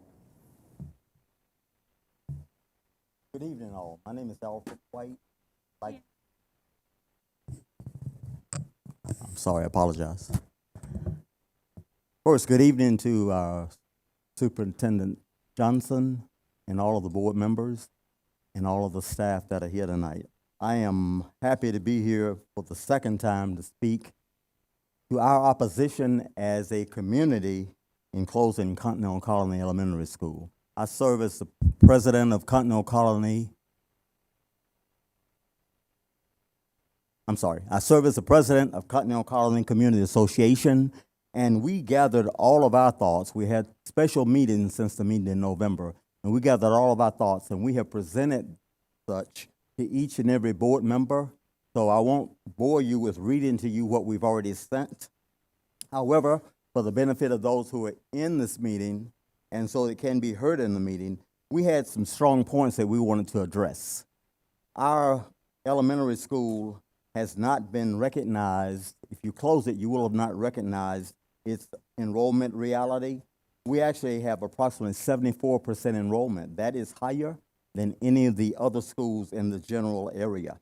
We also want to point out that we have immediate population, like the person just before me for their community. We have growth all over the place. So the 132 students that we're short in actually meeting the population level you want us to have, we will far exceed that. As a matter of fact, we'll be able to share some of our students with other schools that are equally low in enrollment. Impact it's going to have on families and community stability. We know that young families choose a school to determine where they're going to where they're going to buy their homes and where they're going to raise their families. You're going to take that away from us. Property value consequences for us is dealing with the property values decreasing when the school is gone. Overcrowding and equity concerns we have is... Thank you. Your 2 minutes are up. That is really not good. However, as I started, we have this information. We did send it to you by email. Thank you for your...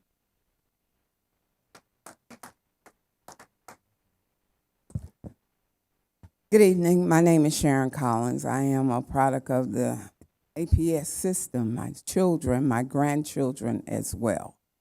And I stand before you with two concerns. The Dunbar Neighborhood Center and the Dunbar School are twins to the success of our community. When our school was suggested to be closed, the first thing came to mind was a cheating scandal. The generations of children that are now in the Dunbar School are products of that scandal. There was no reparations of any sorts given to the children that were denied a proper education at the Dunbar Elementary School. Now our children stand to lose their sense of self and worth by the closing of a school that has been a heartbeat of our community. It does take a village, and part of that village will be destroyed with the children being lost. One of the people that used to work at Dunbar called me today, and she said, do they know the amount of child molesters that are in the neighborhood, or did they look at the count for the children that were molested, raped, going to and from school? Was that considered? Now we're going to put our children at bus stops, and we're building a homeless shelter at a site that is right around the corner from the Dunbar Elementary School. Take those type things into consideration. Our children have suffered enough. The village that we put forth is not something that can be erased. We're always a sacrificial lamb. So please consider that these children deserve the very best, at least from the Atlanta Public Schools, because of what have been taken from them. Thank you. Our next three speakers are Jacinda McDonald, Patrice Hutchison, and Nathaniel Dyer. Would you kindly come in that order?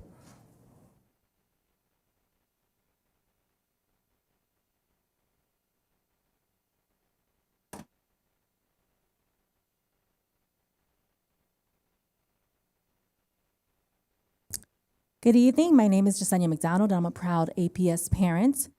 As Fatima mentioned, our parent community has received conflicting information about whether immigration agents would be allowed into our schools. These mixed messages have created fear, confusion, and uncertainty, and they show a real need for a clear and consistent policy. This is not a hypothetical concern. Immigration agents have already appeared at schools in nearby districts, including several schools in Gwinnett County, and children were taken. Families are genuinely afraid, so afraid they're not sending their kids to school.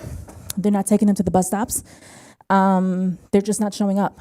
So that's adding to the fact that the kids, the absentee counts, and this should concern every single person responsible for the safety and well-being for the APS students. And to be very clear, this is not an issue that affects only Latin families. These agents target anyone who is not white passing, which means our Black and brown communities across the districts are equally at risk. This is a district-wide safety issue, not a niche concern. Beyond the immediate danger, the long-term emotional and mental impact on these students is severe. When children see armed agents enter their schools or worse, watch their friends or classmates being taken, it creates trauma that follows them for years. No child should have to associate their school with fear, instability, or loss. What we are asking for is simple and reasonable. First, a clear written district-wide policy outlining exactly how APS will respond if immigration agents arrive at a school. Second, that a policy should prioritize student safety by denying or delaying entry unless absolutely legally required. Other districts have taken this approach. APS can too. Third, this information must be communicated to all parents and staff so families know what to expect and can prepare accordingly. Fourth, if agents ever do show up, they should be addressed outside, away from students, by the appropriate school and district personnel. And finally, staff need proper training. So, thanks.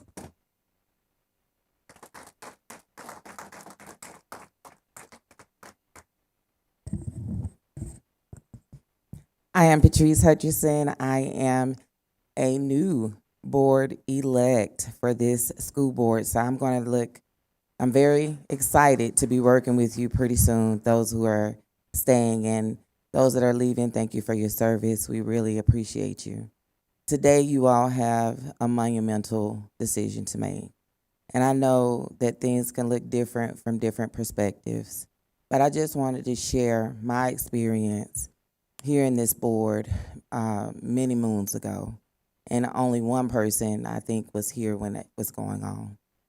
My son was at Continental Colony Elementary School, and this room was filled with people just like today. And we were saying, please, don't do the school turnaround plan, because we knew it was going to leave our community gutted. And now, just like our constituents have said, buildings are empty, Venetian is abandoned, and we don't want that to happen on our side of town, especially in Southwest Atlanta, where we already have vulnerable constituents who are homeless or foster care, and they have different issues that we have to attend to. But I want to talk to you as a public educator. Here in this school system right now, which some of you all may not know, there is a new curriculum that rolls out every year, and our teachers are confused. Those curriculums cost $50 million every time we roll one out. That's money that we could use to save these buildings. I want you to rethink some of the things that we're doing right now. I don't want to rustle feathers. I really want to appeal to you that you just may not know. So ask, where is that curriculum coming from? Because there are new ones every year, and we got to stop it because it takes 3 years to show growth. So I'm Patrice. I look forward to working with you, and thank you.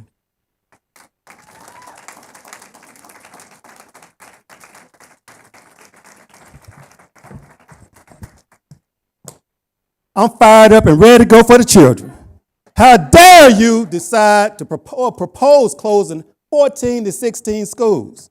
Well, you know, it's because of this $1 trillion machine, I call it. I coined it Atlanta's 2025 Jim Crow World Cup. Let me break it down.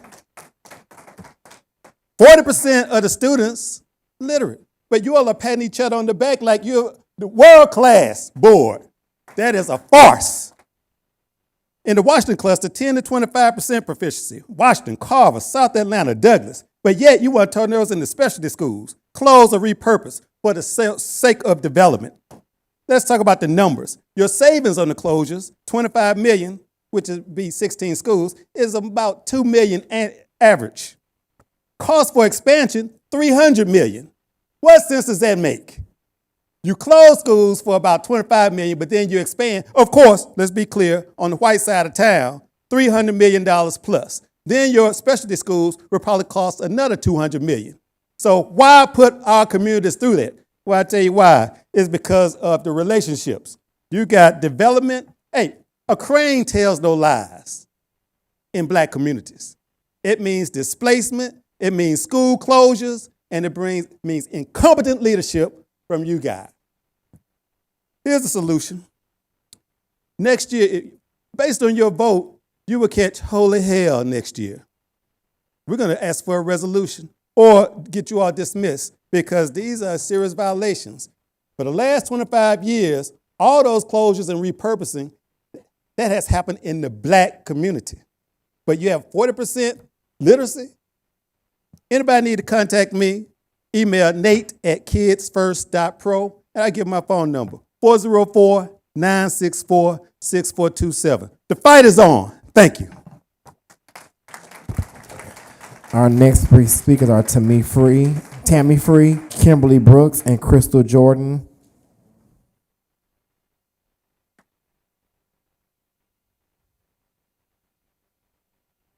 Hello, my name is Tammy Free. I'm the director of a nonprofit that's directly across the street from the Frederick Douglass Ninth Grade Academy. So I'm a community stakeholder, and I am really concerned that if the closures happen, like what's happening with these buildings, like other people have said.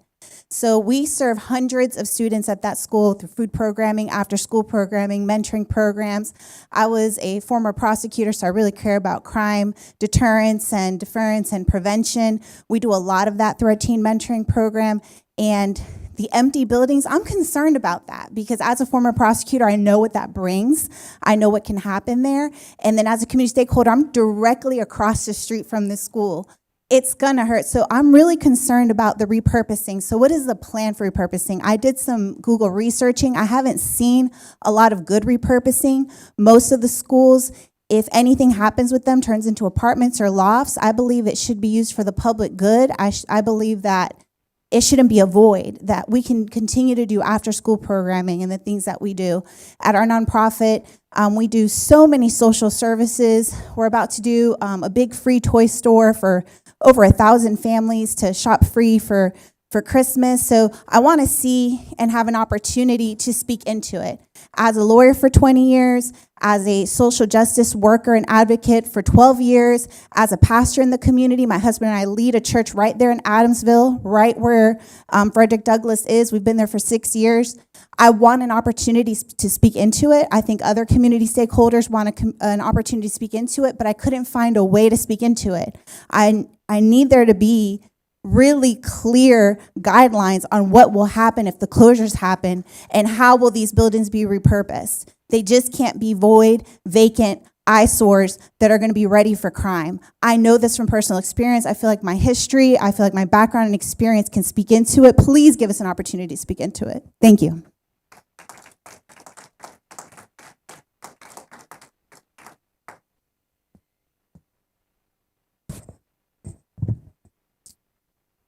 The statement that I'm about to give is for a public comment to be made officially and publicly. So I've submitted complaints repeating mistreatment at Slater Elementary School operated by Purpose Built. This complaint was filed in pursuant to Georgia Code 202-2-1160, OCGA 19-7-5, mandated reported requirements, the Georgia Professional Standards Commission Code of 505-6-01, the Individuals with Disabilities Act, IDEA, procedural safeguards.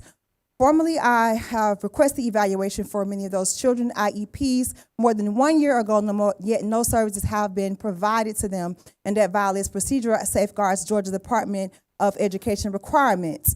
Some incidents referred to physical injury of the children reported. Defects case manager failed to notify the parents of disclosures made by the Justice Department constituting a breach of safety while attending Slater Elementary, OCGA 19-7-5. The children now fear their safety attending Slater Elementary School because they're either directly harmed by them or the teachers there, which violates the parents' rights of Code 20-2-1160 of Georgia Professional Standards, Commissions, and Code of Ethics, Section 505-6-10. And I gave you that information to say it formally here before you. Because what I do is I'm going to give you the facts and I emailed them to you also.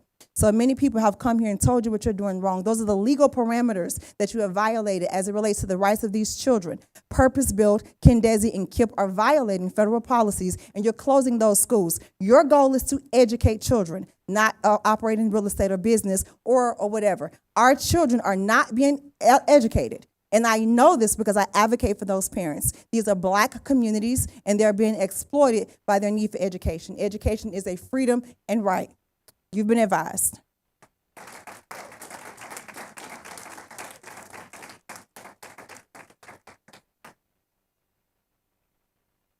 Good evening. My name is Crystal Jordan, and I am the Go Team President for Fickett Elementary. I'm also an APS alumni and a proud parent and advocate for kids. On page 18 of your Go Team presentation, you asked us to look at data. And in that data, students in special education, now called exceptional education, makes up 2% of APS from the data that you had us go over. 2% in this district this large should be concerning. And every leader here should ask themselves, how can we make our district better for special education? I also know that the schools in my area are closing. And that is a fear of mine because my son's class may get bigger and I need him to have one-on-one because he is an exceptional learner. What worries me the most is the superintendent plan to only raise in 5 years 10%. So right now the data is 2%, and in 5 years you want it to go up in 10%. That is unacceptable. That tells me as a parent and an advocate and I'm very upset as an advocate. It tells me that you do not care about our special education students. It tells me that you don't think they're capable of learning. That's ableism. Where's the progress? If it was our students that are neurotypical, then you guys would say it's a crisis for our kids to be scoring this low. In 5 years, superintendent, you think 10% is enough? I don't think so. In our district, sorry you guys, it says one district, one goal, every child. But my question to everyone on this board is, what about the kids that you're not talking about? My special education kids, the ones that do not have a voice. What about them? Thank you.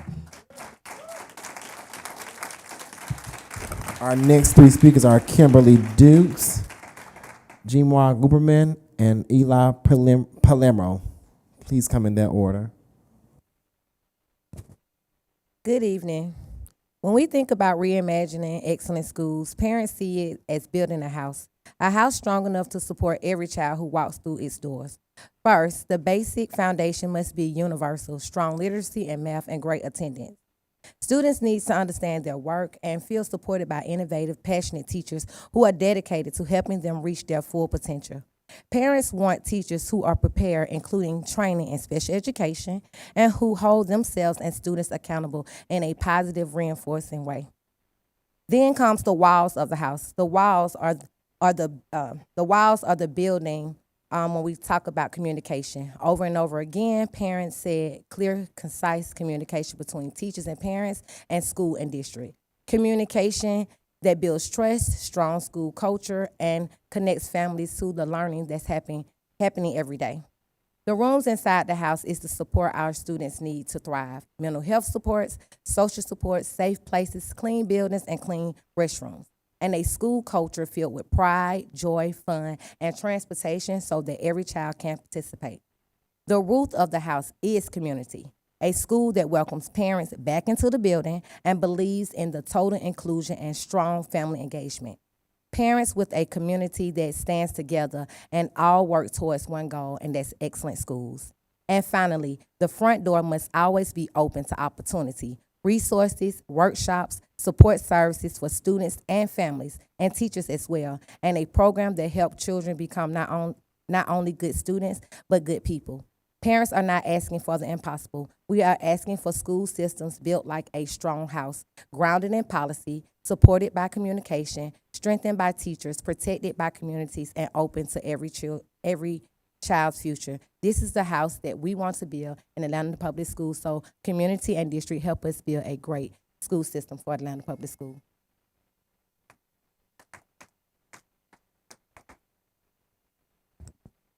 Good evening, everyone. My name is Gemma Guberman, and I'm a 10th grader at Maynard Jackson High School. I'm here because students like me see every day how funding gaps directly affect our learning and our opportunities. As APS continues conversations about school closures, transportation needs, and resource shortages, it's clear that many of these challenges are connected to how our state funds public education. Students living in poverty often face the greatest barriers, yet our current funding system doesn't account for their needs. As we approach Georgia's legislative session, I know the board is setting its priorities. Last year, APS made an important choice by calling for the modernization of the QBE funding formula, including a poverty weight. I want to thank you all for taking that stand, and I strongly encourage you to continue pushing for this change. This is urgent because QBE is 40 years old, and Georgia is one of only 6 states in the country that does not provide additional funding for students living in poverty. That leaves schools like mine struggling to afford counselors, updated materials, reliable buses, and the technology students rely on. I see the impact personally. My friends, classmates, and peers across APS depend on our schools not just for academics, but for support, stability, and access to future opportunities. When the funding formula ignores poverty, it ignores the reality many students are living in. Our goal is simple: a modern, fully funded, and equitable system that gives every student, regardless of their zip code, the resources they need to succeed. With Georgia ranking near the bottom for low-income student performance and with student-to-counselor ratios that are far too high, we cannot afford to wait. So, I'll close by urging the board to make it a top legislative priority to fully modernize the QBE formula and include a poverty weight. Let's work towards a Georgia where every student truly has the opportunities they deserve. I'm very grateful for this opportunity to speak to you all, and I hope this is something you take into consideration. Thank you.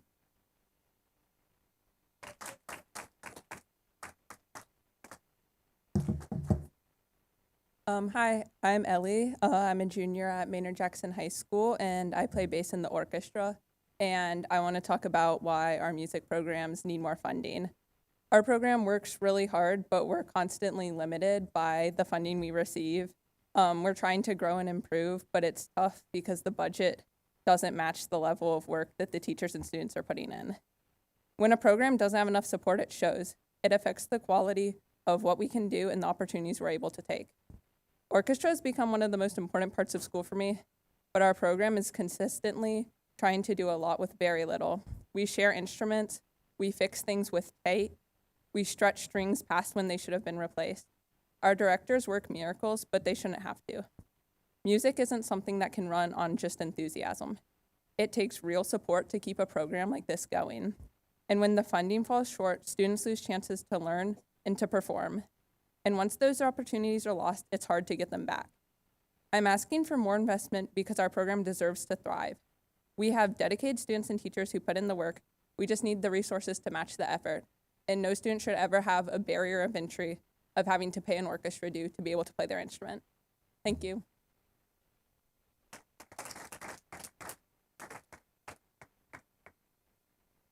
Our next 3 speakers are Mia Yunda, Michelle Marcus, and Simone Raphael, and Krista Bellotti.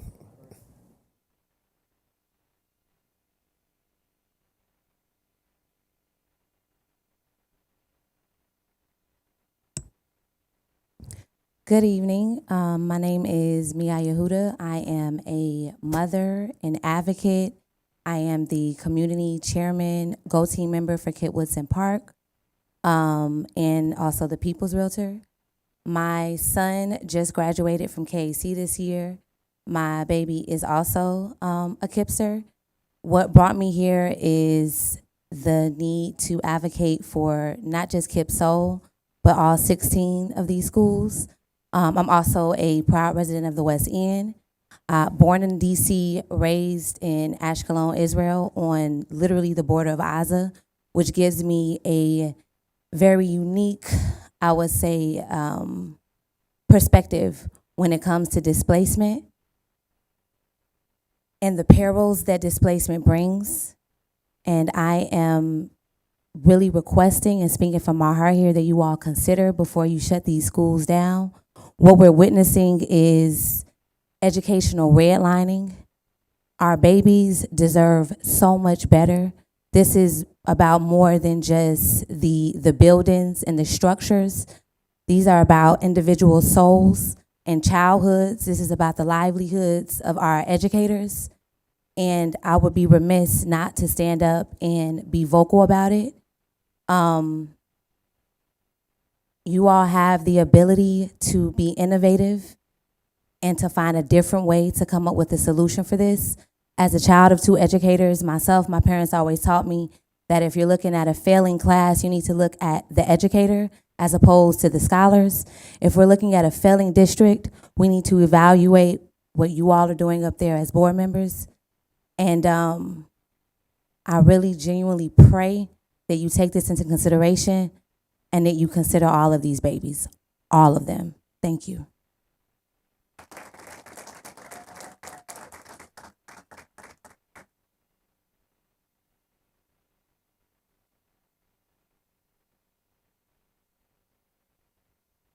Michelle Marcus.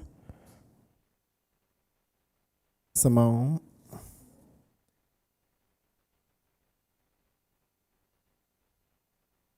While most of us are aware of the new branding that APS has gone through from the blue and orange to the red and black, the change started closely with the APS Forward 2040 details. Well into this new school year, correspondents from APS were coming home with the blue and orange, and I say all that to say, Tommy mentioned today that these past 4 community meetings were with clear community engagement plan and what we're doing. Why are we meeting for repurposing of schools when the vote hasn't happened? Of these 4 meetings, I thought they were about prospective school closures from the latest update on October 28th because it's the only consistent branding of the red and black. I went to Herman J. Russell last night. Several parents at the Herman J. Russell meeting were there for the school closure conversation. There's no way to know of the last 4 to 5 meetings who were just parents and not APS employees. The Herman J. Russell was majority APS and maybe 10 parents. We don't want to hear, we've held a gazillion community meetings and when it's majority APS employees. Of the 10 parents that were there, we are not the voice of 40,000 plus families in APS. At this meeting, there was an APS high school teacher. He shared how he can tell the difference in students to read a passage if they went to an APS for early education or not. The ones that did not go to APS for early education read and digest the materials better. I say all that to say is, why is Atlanta Board of Education expanding anything other than literacy programs? In early education, there doesn't need to be a handful of literacy specialists at a school. All K through 3 teachers need to be literacy specialists. And as mentioned today by Dr. Menti, stipends for training. As Dr. Zeff mentioned, the arts and medical schools are experimental. I agree. Please stop experimenting on our children with new, bright, big financial ideas while closing schools, and to start educating them in heavy, strong foundations on the science of literacy. Thank you, Cynthia. Madam Chair, that concludes public comment.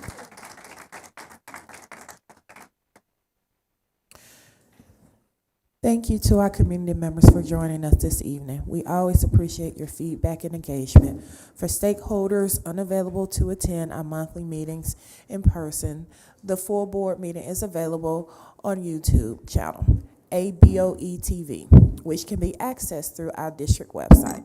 Our commitment is to provide accessibility resources that encourage and support meaningful stakeholder engagement.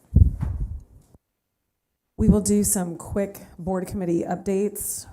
Board Member Brooks, can you give a quick update on policy?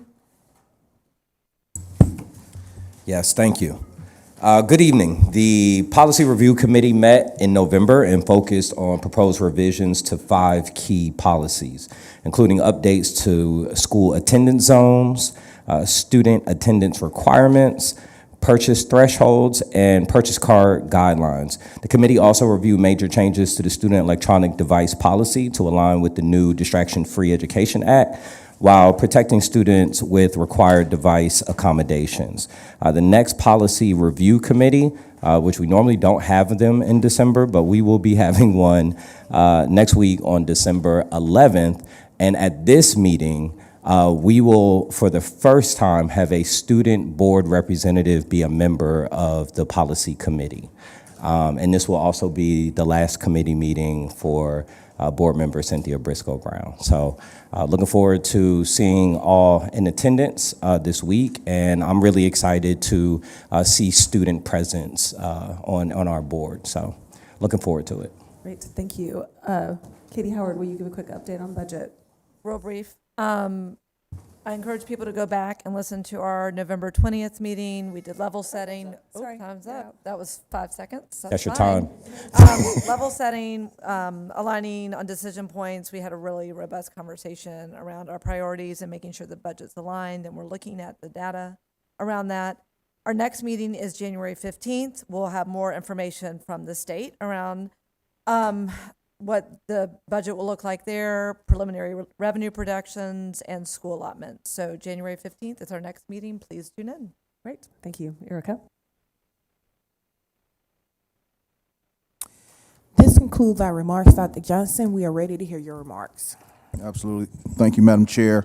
I want to briefly recap our work session. CCRPI was the first presentation. Dr. Howe gave an update on progress around indicators. Ms. Goodrum gave an update on innovative school models and specialized schools. For our third presentation, Ms. Saracen gave an update on increasing access and engagement for families and communities. And Dr. Bracken gave our standing update around our financial status. I want to echo the sentiments from earlier. Extremely appreciative of the service of Board Member Cynthia Briscoe Brown, Board Member Retta Balden, and Board Member Tolton Pace. You all have been tremendous resources and advocates for children, super engaged, super involved, and exemplars. So thank you for all that you've done. I know there'll be more opportunity during discussion and action to talk about the facilities planning, but I want to just briefly acknowledge the significance and importance. We have truly, sincerely valued all of the community engagement around this conversation over the last several months, really since March, and we're grateful to students and families in our community. As the last few weeks, we've had an opportunity to have some visioning sessions. We've been able to capture just some of that, some of those meetings, some of those conversations, some of that feedback, and we have a brief video that we'll share. But we look forward to coming back on the ground as we start, in particular, the start of the second semester, regardless of outcome tonight, because engagement is important to us. So we'll turn to the video at this time, just to briefly highlight, and then that will conclude my remarks, Chair.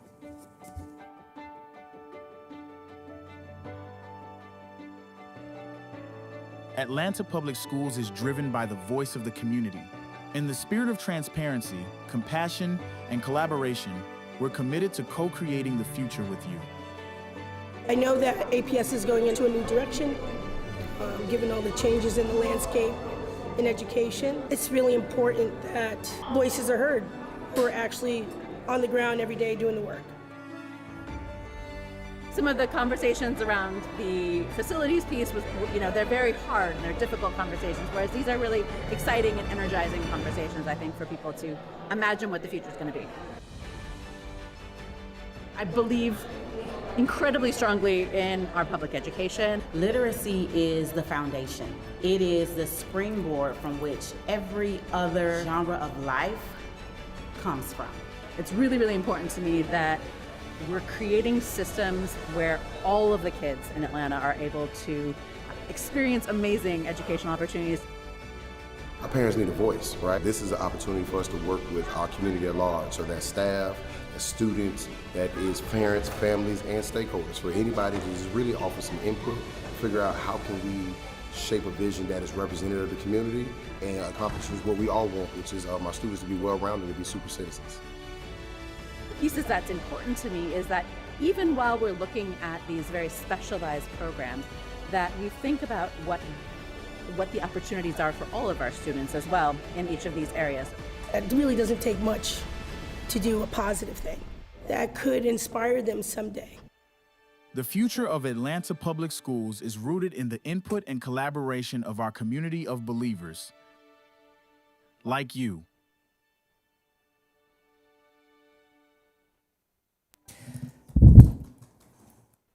Thank you, Dr. Johnson. Would you please present the consent agenda? Absolutely. Thank you, Madam Chair, members of the board. I'm pleased to submit the consent agenda items number 6.1A through 6.4B for your consideration. Is there a motion to approve the consent agenda items 6.1A through 6.1B? So moved. Properly moved by Board Member Briscoe Brown. Second. Second by Board Member Retta Balden. Ms. Barnett, would you please open the polls?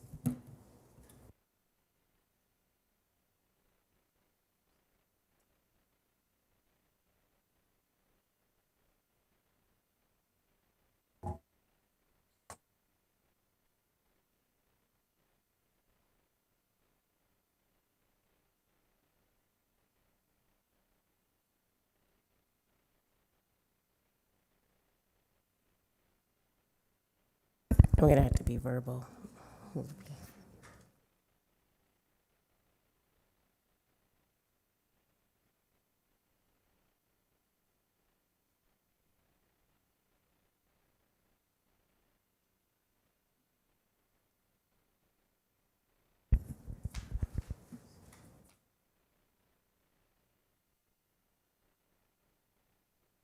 Yes, for me.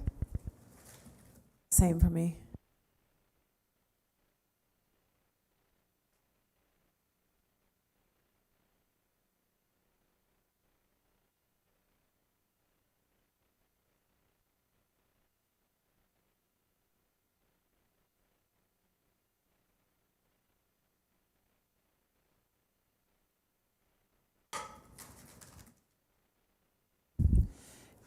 And now we will move to discussion and action. The following items will be discussed. 7.1, Charter Cluster Contract Amendment, KIPP Atlanta Schools. Dr. Johnson, please present this item for discussion and action. Yes, ma'am. Thank you, Madam Chair. At KIPP's October 28th, 2025 meeting, the KIPP Atlanta Schools Board of Directors voted to approve the closure of two of its schools, KIPP Seoul Primary and KIPP Seoul Academy, following the conclusion of the 26-27 school year. The proposed charter cluster contract amendment reflects this planned closure with removal of those schools from the charter cluster and a resulting reduction in the overall charter cluster enrollment cap from 4,550 to 3,850, both effective July 1, 2027, through the end of the charter cluster contract term on June 30, 2029. Is there a motion to approve that action item? So moved. Properly moved by Board Member Briscoe Brown. Second. Second by Board Member Adebayo. Any discussions? I'm seeing none. Ms. Barnett, would you please open the polls?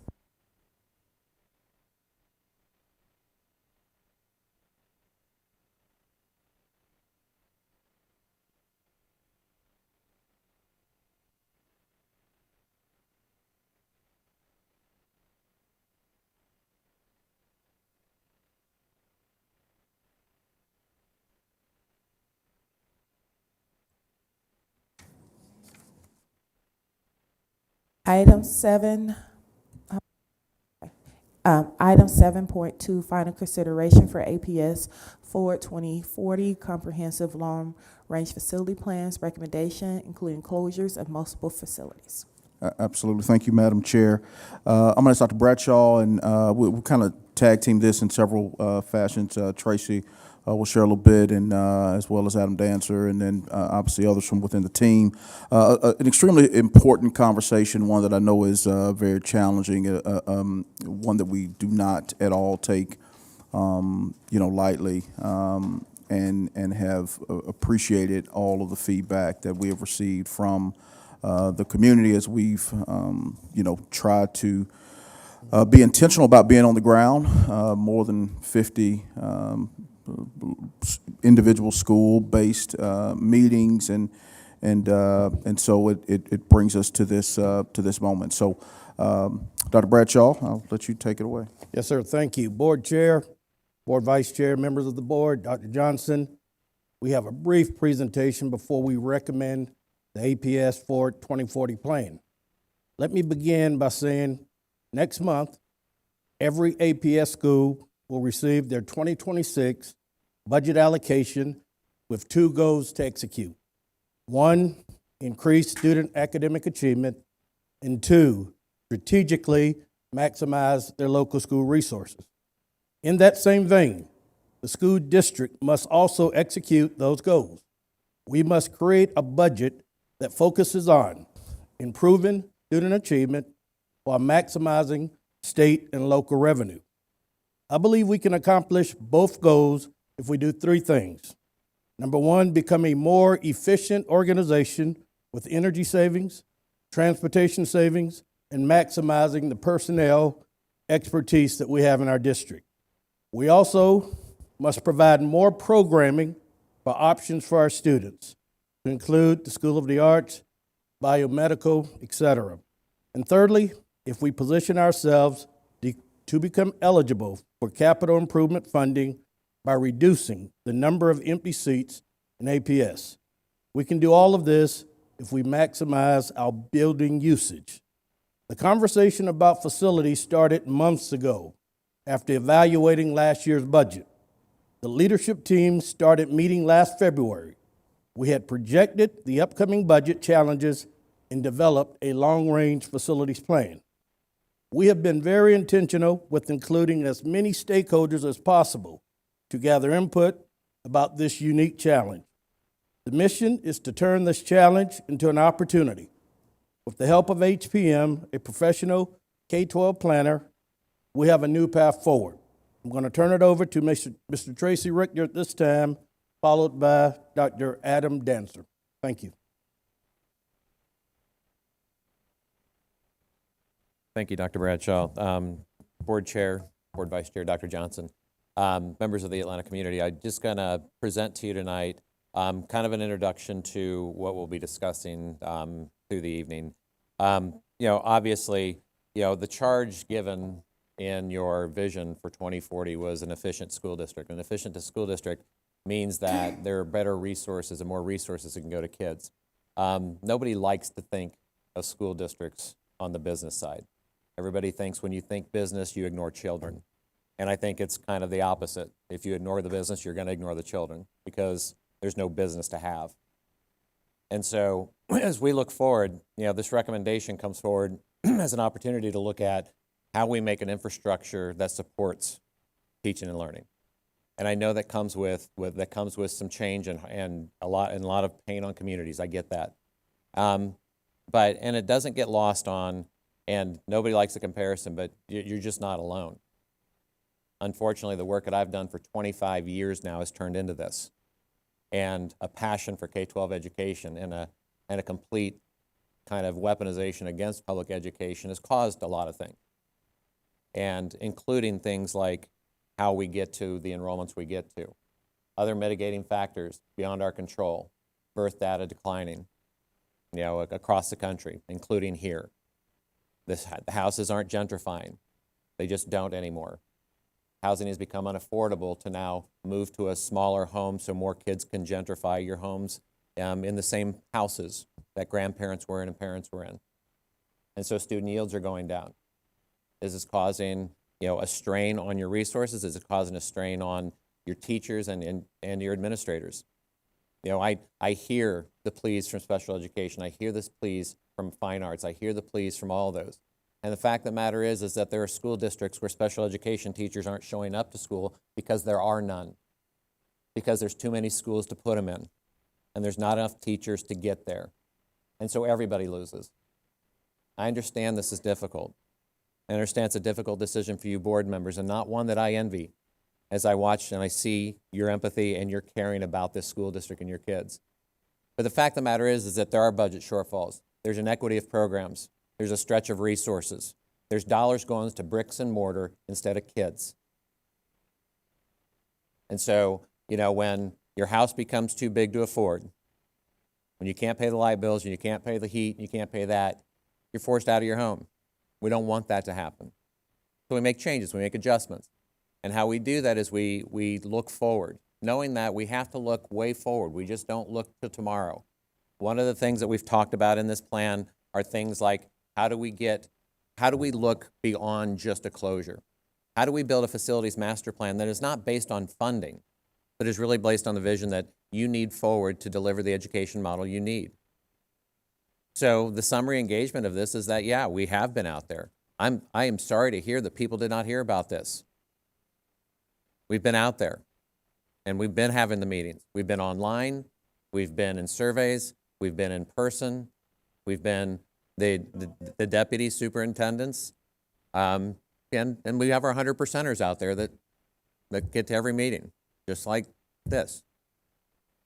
And so as we go out there and we continue this communication, whatever adjustments have to be made are going to be made in time. And so as you do this, you better position the district, and how you do that is just you look at opportunities in something like this. Yeah, there has been a problem with not repurposed buildings in this district. That is now being fixed. You have an advocate, a champion of this in Chelsea Montgomery, who is going to push this forward, who has a passion for this, who has led successful community hubs in this district with repurposing of facilities. These can create opportunities. And when they're not, we have to figure out with the city, with the community, what to do with these buildings, what to do with these properties. Properties should not go into blight. We understand that. We need to make student-staff ratios more compatible to where they need to be. When you talk about maximizing dollars, there's an inefficiency in how teachers are spread across this district and the number of students they have to serve day to day. There's a misconception that if you put more kids in a building that the classroom gets bigger. The buildings are equipped to handle this many at the current class size you have. So that myth is a myth. And so we want to make sure that we're making those staff comparables, not just to other districts, but make them right sizing to support your teachers. When there's 1 or 2 teachers in a school building by grade, that is a stress on a cohort of teachers. And they don't have the resources to support them to make sure that they're getting the job they need done every day. To reduce that annual operation spend. Look, there's no more dollars coming. And we can talk about it, we can talk about maximize those dollars, but what happens is with no more dollars and rising cost, there's only one solution. You have to reduce your costs somehow. You have to manage those costs. And the annual operation spend, if it's 25 million, well, what's the start? Is it 50 million before you're happy with the result? Is it 100 million? But 25 million in savings to me that gets more directed at kids seems like a lot of good FTEs and a lot of good programs that can go back into kids. Also, the reduction in deferred maintenance costs out there. Now, we understand that those numbers will vary out there. We understand that not every building will be able to reduce those deferred maintenance costs, but when you have those less buildings and you look for the tenants in those that paid for those costs aren't yours anymore. Or when you work with the city or work with communities or work with organizations that want to take possession of these buildings or these properties, those costs go off your books. Oftentimes go back on tax rolls. I'm amazed that, when I go out and I work with communities and I hear about the tax rates and then I talk about, well, here's a way we can help the tax rates. And then they're fighting against that tax rate reduction. And this is part of that, trying to minimize those costs out there that, again, are going to bricks and mortar. And I understand they're part of your communities. And so I understand they are. But they have to go to kids too. And we have to make sure that those reductions of costs get deferred back to those children. And so, the state, it was mentioned about the state reimbursement program, and there's a lot of discussion around those dollars that you don't acquire because of this. Now, look, I will tell you, and I'm the first to tell you that, and doing enough of these across everywhere, and including the state of Georgia, that no funding formula is understandable from a state government agency. They're all very complicated, whether it's QBE funding or coffee funding or all that. But what we're trying to do is trying to get us out here that the state reimbursement for your capital improvement program stays stagnant for you. You don't receive those dollars. Now, how that works is that you pay for the cost and you get reimbursed for it. Now, the impact of 2040 and facility closures helps us and reopen some eligibility possibilities that are allowed out of the COFTI funding. Now, because you don't see a lot of middle schools on here or high schools, we might never realize all those dollars that you have out there that the state has funded for you for capital programs that you have to spend out of ESPOS dollars to keep your dollars going, to keep them maximized in your schools. Instead, they sit in state coffers. At the elementary, we do see some opportunity to open up some of those dollars to you, and that way reducing those costs to your taxpayer. The eligibility outlook is there's potential for those in the elementary schools, and big potential for those. We also, much like Ms. Bracken mentioned earlier, where she's going to meet about the QBE funding, Dan Drake and I have talked about how we meet with the state to really kind of talk about this COFTI reimbursement program, really about how the districts and what the districts face when they're trying to deal with reimbursement in this, and how maybe if they understood kind of the pleas of an Atlanta Public Schools, a DeKalb, a Gwinnett, everybody's going through the metro area, and understand how it works, that maybe those dollars can be freed up and invested into the buildings instead of on the taxpayer. So the two types of reimbursement programs are in renovations and modifications, and then there's additions and new construction. And so hopefully in this process, and as we continue the process, we'll open those COFTI dollars, reduce that burden on the school district and on your community to receive those dollars from the state. So again, moving forward about the revenue possibilities, the efficiencies, and the more options. And again, hearing and going out there and making these changes that are necessary to have these happen. Obviously, when you talk about, we talked earlier about this is, we wanted to really focus on the programs, and it has turned into a budget discussion. I understand that, but without budget, we don't have programs. And so it's a direct relationship to how this but it has to be implemented. I continue to share that no facilities plan solves all of this. It takes the implementation, it takes the dedication, it takes all those efforts that you see that I watched and witnessed today to make this a reality. So as we look ahead, the recommendation is part of a broader strategy to strengthen the district's educational infrastructure. Providing clear and timely communication is really important in this. Offering those transportation solutions out there to ensure communities are assured of transportation. Preserving community identity through legacy and initiatives and alumni engagement, making sure that happens. And supporting the staff with all the reassignments and everything that has to happen when it comes to any change in a school district. Those are all important steps and frankly, quite difficult steps. More difficult than planning and making these decisions. And so, but again, it's a continued effort towards this educational infrastructure that the district strives to.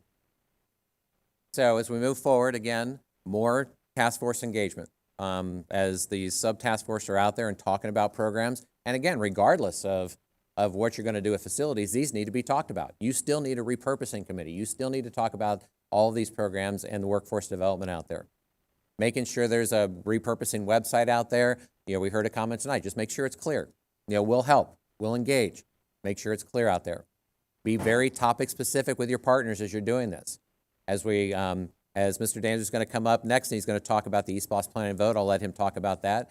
And then continuing visioning meetings moving forward. And so it doesn't stop here. It's a continuous conversation. Planning doesn't stop. And so as we continue to have these conversations, as we continue to navigate our way through the change in the infrastructure, we have to continue the conversations. This is not just a 5-year discussion when East Blos comes up again. It's a next 5-year conversation about how this district will continue to shape itself over the next 5, 10, 15, and 25 years. So with that, I'll turn it over to Dr. Danzer, and he'll talk about the East Blos program. Thank you, and good evening. I want to jump right into where Tracy just spoke about the next steps. Without a doubt, the process pending tonight's vote doesn't end here. And we need to make sure that we continue the transparency as well as the engagement as we move forward into the next semester. And quite honestly, it begins very quickly, almost immediately. Tonight, as referenced in the updated board policy, AD school attendance zones, the board authorizes a superintendent to develop administrative regulations to implement that policy of setting school attendance zones. One of the first pieces of action that we're going to need to take as we look towards redistricting and rezoning based on any decisions on any vote tonight, we're going to, in January and February, so that's literally in a month, have to develop and finalize those administrative regulations. And that is going to include, but is not limited to, the community engagement process, as well as future trigger points that would initiate discussions down the line in the future about attendance zone changes or additional possible school closures down the line. So that's immediate. I know there's a lot of questions in the community about like when will we know about things like our buses. That's the thing I hear most often. If a school closes and my child has to go someplace else, when will we know about buses? Well, that's all part of us having to do the hard work and the collective work of the redistricting, the rezoning of the different feeding patterns.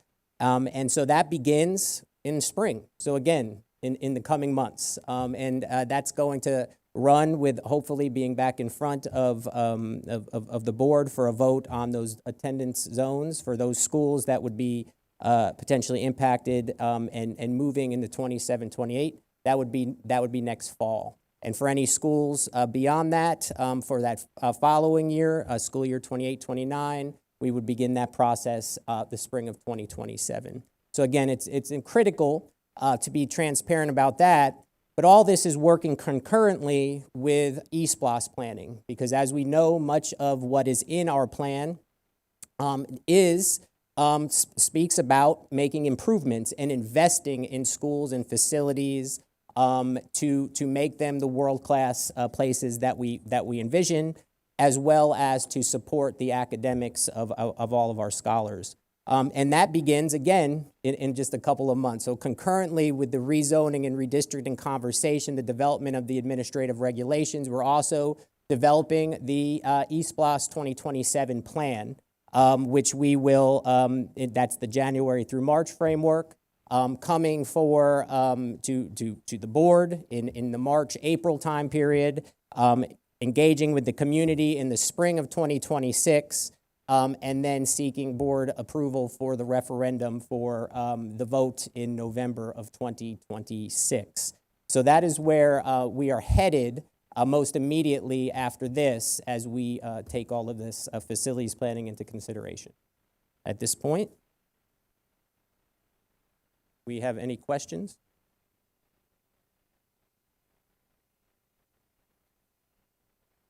Are there any questions from board members? Hearing none. Is there a motion to approve?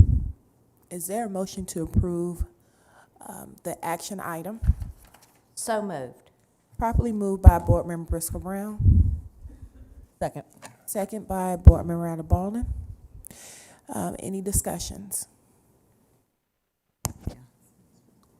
Board Member Dr. Zeff, Board Member Katie Howard, Board Member Baldwin, Board Member Brooks, Board Member, everybody. Everybody. All right, we'll start with you, Dr. Zeff. Thank you, Dr. Johnson. Thank you, team. This is a difficult moment. This is a big decision that this body has faced. But for me, it gives us saying how hard this is allows us to say enthusiastically yes to literacy, enthusiastically yes to options like performing arts and this medical magnet. And so if we do this right, we create options for kids, and we do the difficult work now, and we open up options. As Tracy said, we get money out of buildings and into teachers and ultimately into kids. The work ahead, though, is we have to make sure that we have a smooth, compassionate transition. I thought Dr. Danzer laid that out nicely. We have to make sure buildings are given a plan, that teachers are respected and absorbed and matched to great options, and most importantly, that we continue to center kids. So I'm supportive of the motion.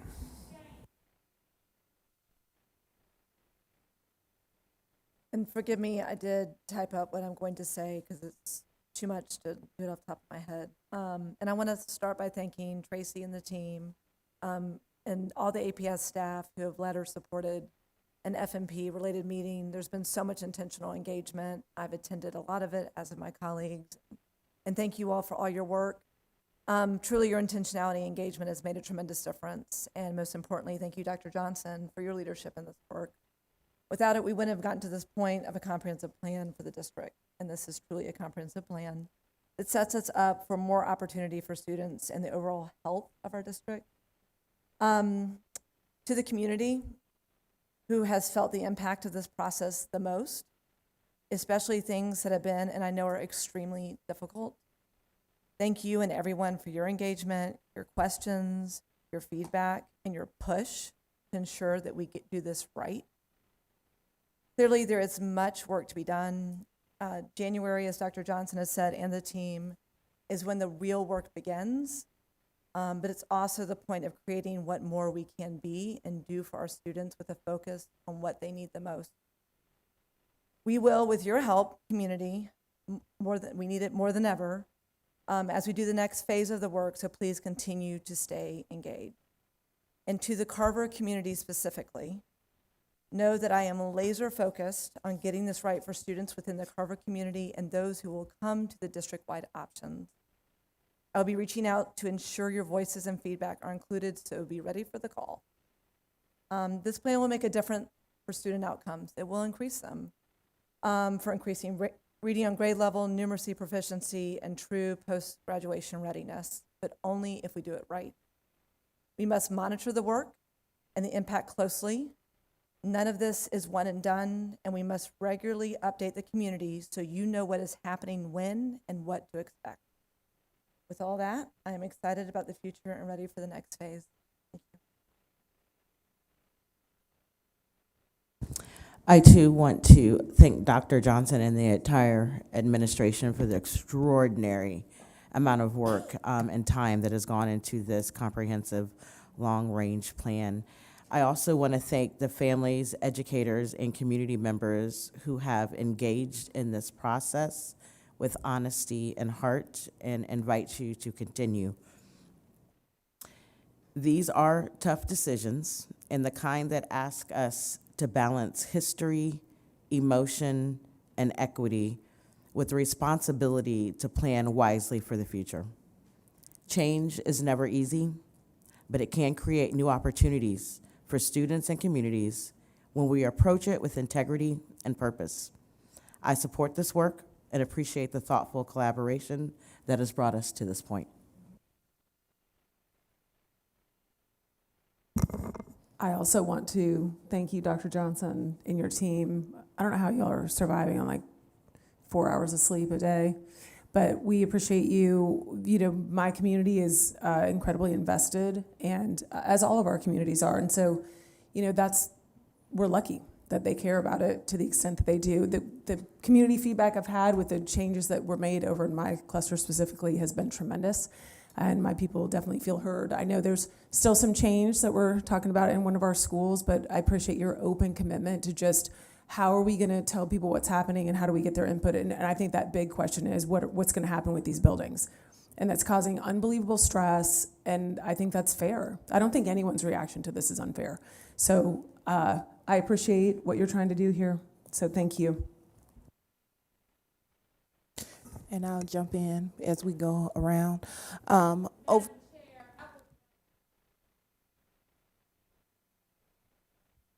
we go.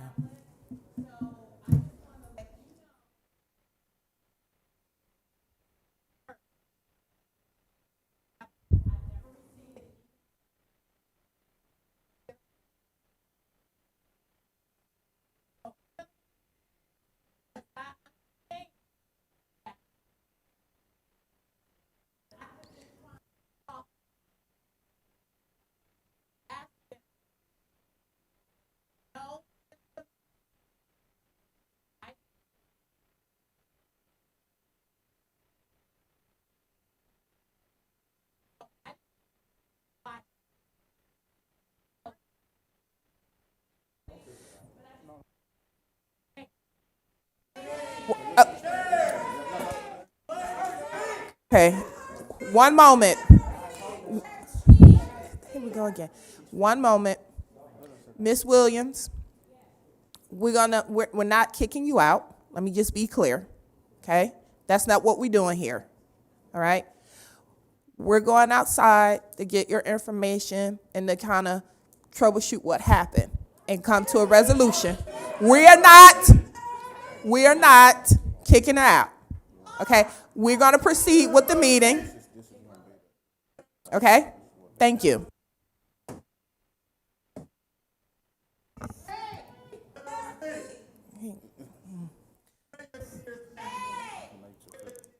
As I was saying, over the past several months, this board and our administration, families and community partners, and external planning expert have engaged with detailed analysis and thoughtful dialogue. This plan reflects not only the data, enrollment trend, demographic shifts, utilization matrix, and building condition, but it also the voices of the people we serve. Our facilities are more than just structures. They shape the daily learning experience of our scholars. They reflect the pride of our neighborhood, and they are tangible expressions of the values as a district: safety, access, academics, and excellence, and equity. I recognize this decision tonight may be difficult, and certain components of this plan bringing forward emotional and historical considerations. But leadership requires us to look beyond the present moment to do what's best to serve our students, our educators, and this city in years ahead. I represent District 5, which is one of the areas that has been hit hard when I came on as a board member in 2018. There are about 7 school closures in the Mays and the Douglas cluster. Our community was disenfranchised, but the decision was made. We moved forward. We were able to allocate resources to schools. We were able to sustain the schools that were open, that remain open, and provide the service that we needed for our students. And here we are again, 9 years later, making a critical decision tonight. But it is in the best interest of our students so that we can better serve them, better provide the resources, the learning experience that they need to be successful in life.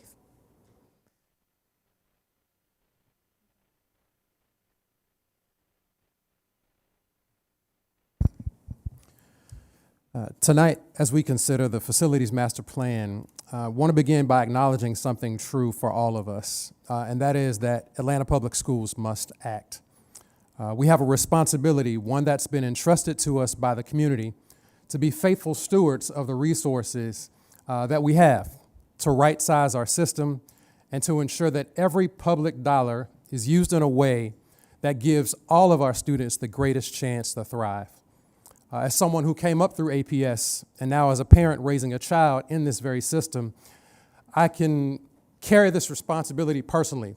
My family story is intertwined with these schools, and that makes this work both deeply personal and meaningful for me.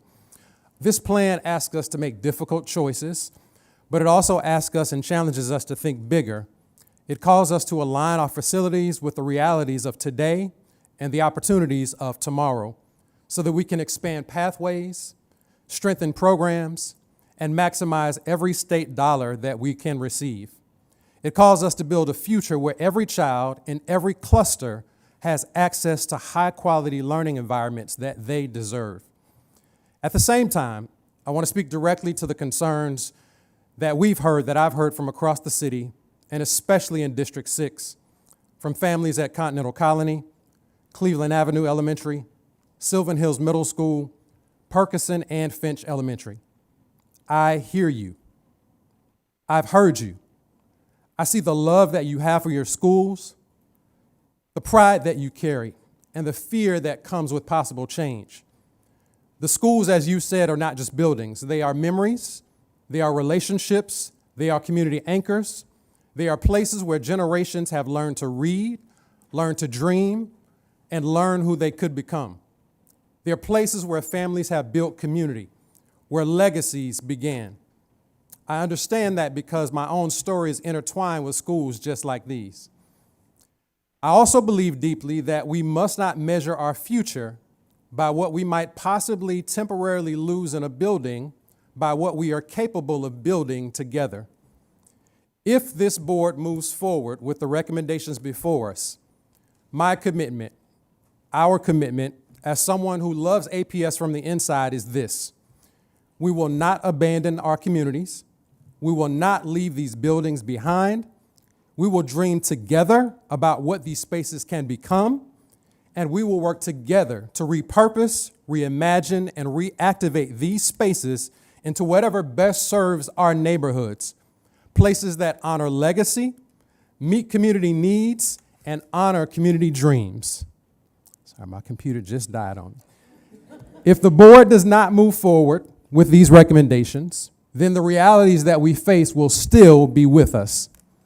But even then, we will lean in with you, shoulder to shoulder, to imagine solutions, to strengthen our neighborhoods, and build progressive, innovative, high-achieving, and equitable district our students deserve. This moment is not an ending, it's an inflection point. A chance to reshape APS so that it is more equitable, more sustainable, and more aligned with the aspirations that our students and our families hold. As our own Georgia U.S. Senator Warnock reminds us often, we are called to be co-laborers in this work of justice.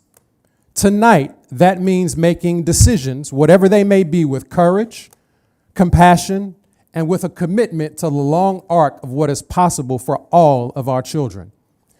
To every parent, educator, student, and neighbor who has shown up, spoken up, emailed, called, stayed engaged, thank you.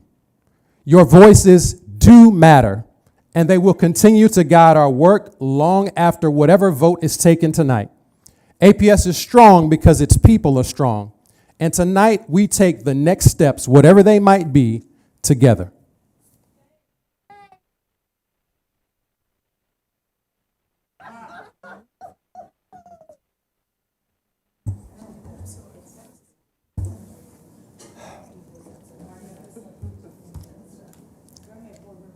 Thank you.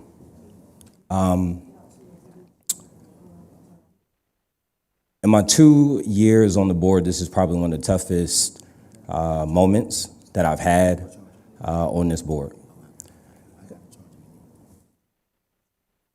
As a two-time parent in APS, I have experienced firsthand what it looks like to have your child enrolled in a school that no longer exists.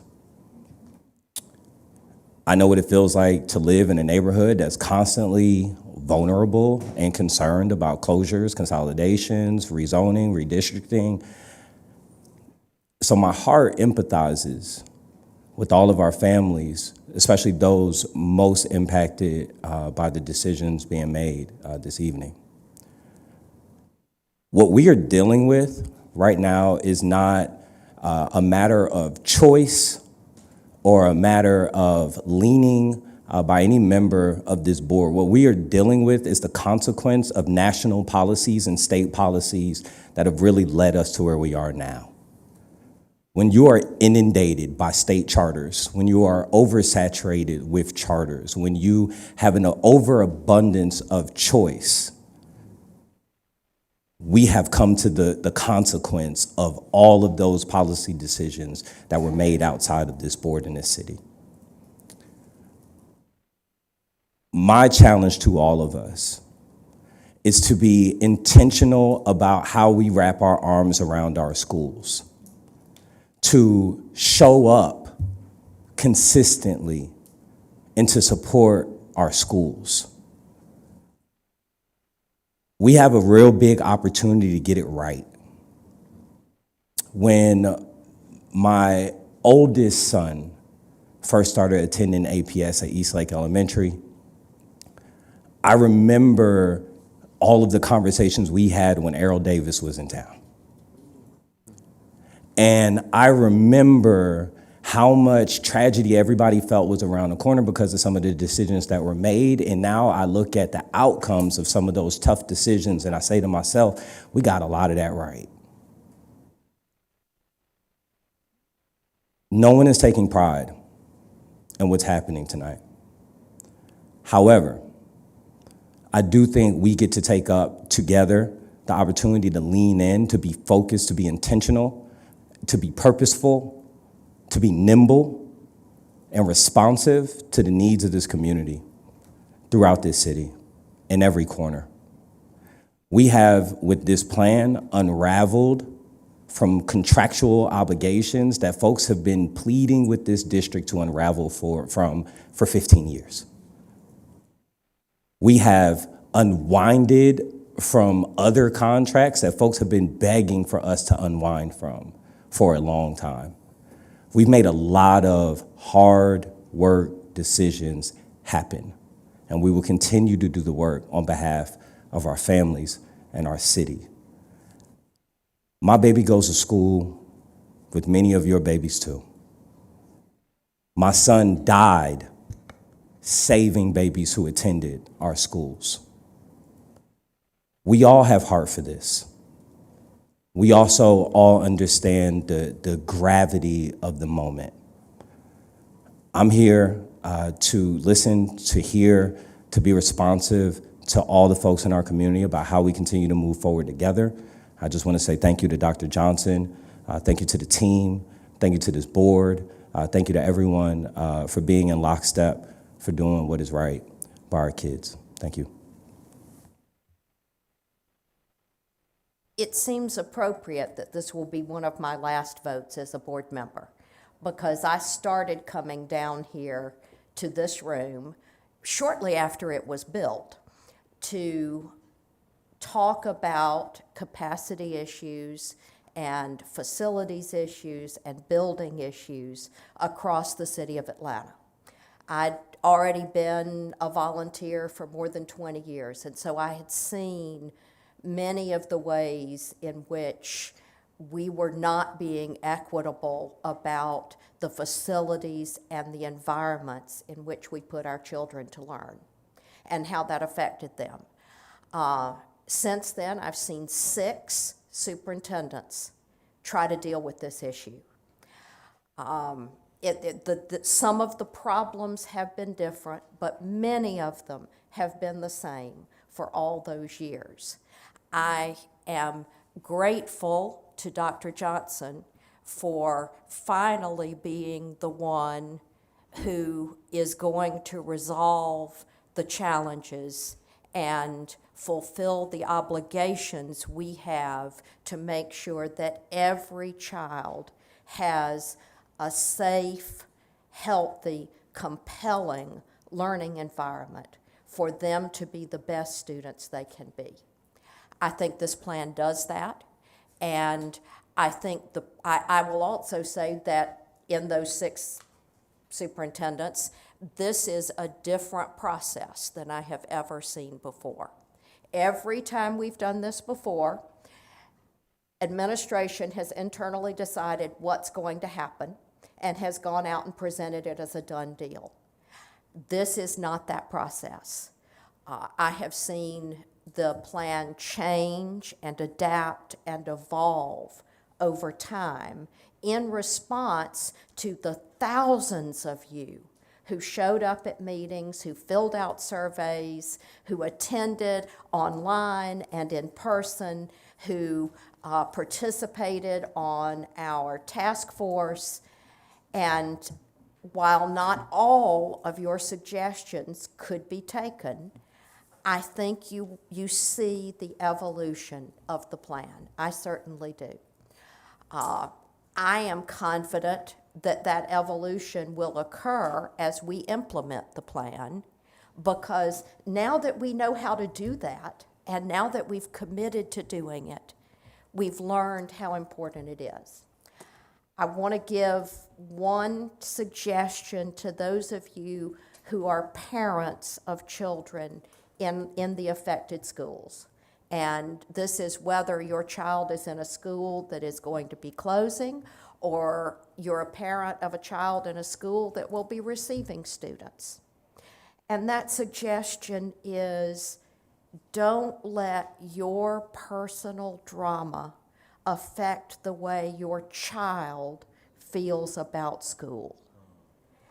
Give them the opportunity to be children and to love school wherever that happens. I promise you that there are parents all over this district who want to be colleagues, who want to be friends, who want to work with you to make sure that your child has the best experience possible. And if you don't know one at the school your child is going to, email me or call me, and I will put you in touch with someone. Because there are parents just like you, all of whom care about all our kids. So keep your feelings, keep your adult feelings among adults, and support all our kids.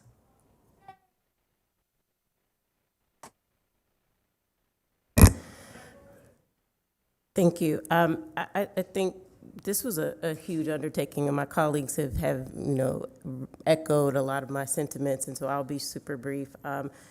I want everyone here to leave here knowing that they were heard. We read every email, showed up at every coffee meeting, answered every phone call, and many of us pushed the administration on the hard questions around what happens to class sizes, what happens to school leadership, what happens to the dynamics of the school and the culture, how is that protected? And so I I am voting definitely and feeling like we've done that due diligence and asked the questions that were raised up from our respective communities.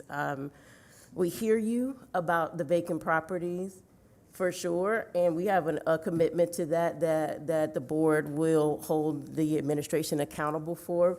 I think as board members, we have two big responsibilities. The first is to create the environment to improve student outcomes, and I think the second is to be good stewards and good neighbors of the public land that we have been entrusted with. And this plan creates a balance and an opportunity for us to have a solidified path forward to accomplish those two goals as board members.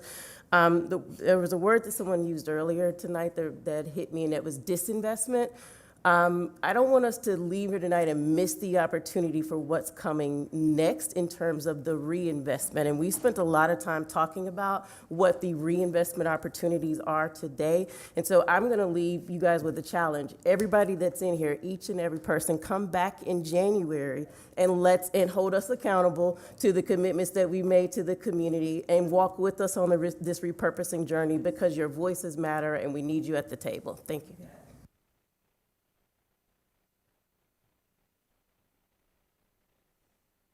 Thank you, colleagues, for engaging in discussion.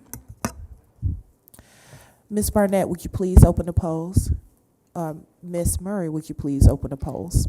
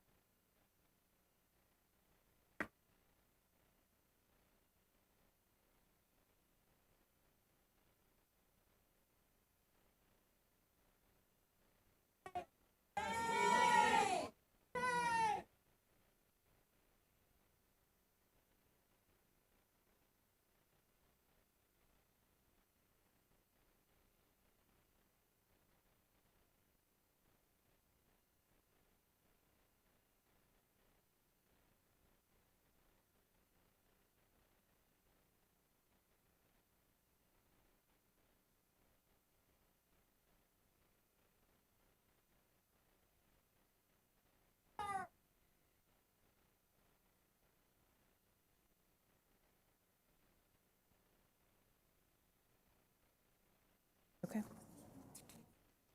Ready? Ready? The vote?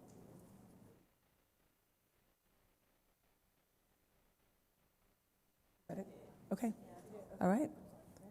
The resolution before you is to approve the renewal of our charter system contract with the State Board of Education. This decision was based on the positive impact charter system status has had on improving student achievement, increasing community engagement, and providing flexibility across the school system. Additionally, the resolution authorizes an amendment to the current charter contract to clarify the board's adherence to certain portions of the Georgia Fair Dismissal Act regarding terminations and non-renewals. Is there a motion to approve the item? So moved. Properly moved by Board Member Briscoe Brown. Second. Second by Board Member Johnson. Any discussion? Ms. Murray, would you open the polls?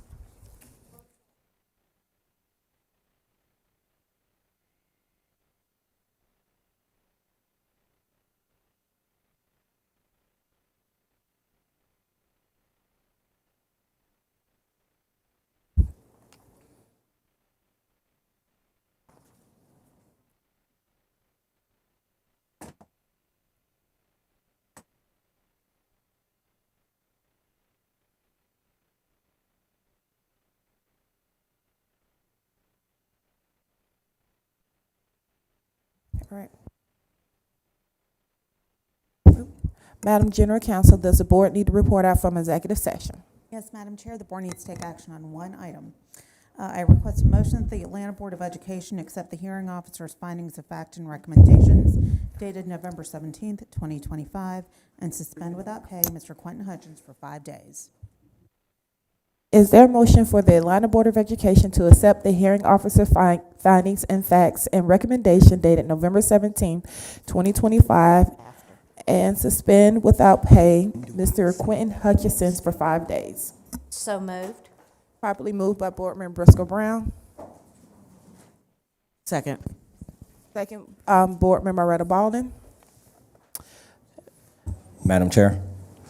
Yes. I just wanted to acknowledge that I am abstaining from this vote because of a personal friendship with the individual. Thank you. Thank you. Ms. Murray, would you please open the polls?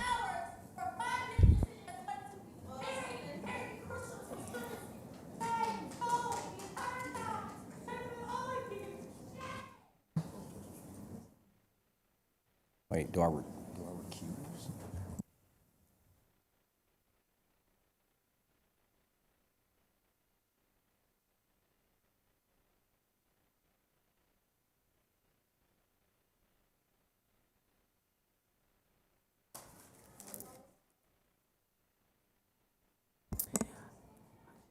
The special revenue report is a monthly report on grant budget adjustments and amended budgets. The quarterly student activity report provides information regarding receipts and disbursements to schools. The board travel report is a monthly report that details district-funded travel for board members and the board office, including total year-to-date spending. These two items are for September and October. The detailed financial report is a monthly report that details the revenue and expenditures of the consolidation and general fund. The construction status report is a monthly report on active construction projects that are primarily funded by the voter-approved special purpose local option sales tax. Each of these reports can be found under the information tab in Assembly. We would like to thank you for your continued participation, engagement, and support of Atlanta Public Schools throughout the academic year. This is our final meeting of the calendar year, and we appreciate your partnership and the commitment you've shown in engaging us each month. We once again want to extend our gratitude to Cynthia, Tolton, and Aretta for your dedicated service and your contributions that you have made. We deeply appreciate the leadership you provided. And while we are saying goodbye, we are also in welcome mode. And I know Patrice came up and spoke earlier, but we also have our other two incoming board member elects, Dr. Casey Brock, if you'll stand, and Mr. Tony Mitchell. Welcome. Looking forward to serving with you. We are. So thank you for being here. We look forward to seeing everyone in the new year. Our first board meeting of 2026 will be on January 12, which is when we will swear in you two and Patrice, and as well as myself, who just recently was reelected. We hope you will join us as we welcome our new board members, and we look forward to a new year together. Thank you for your support.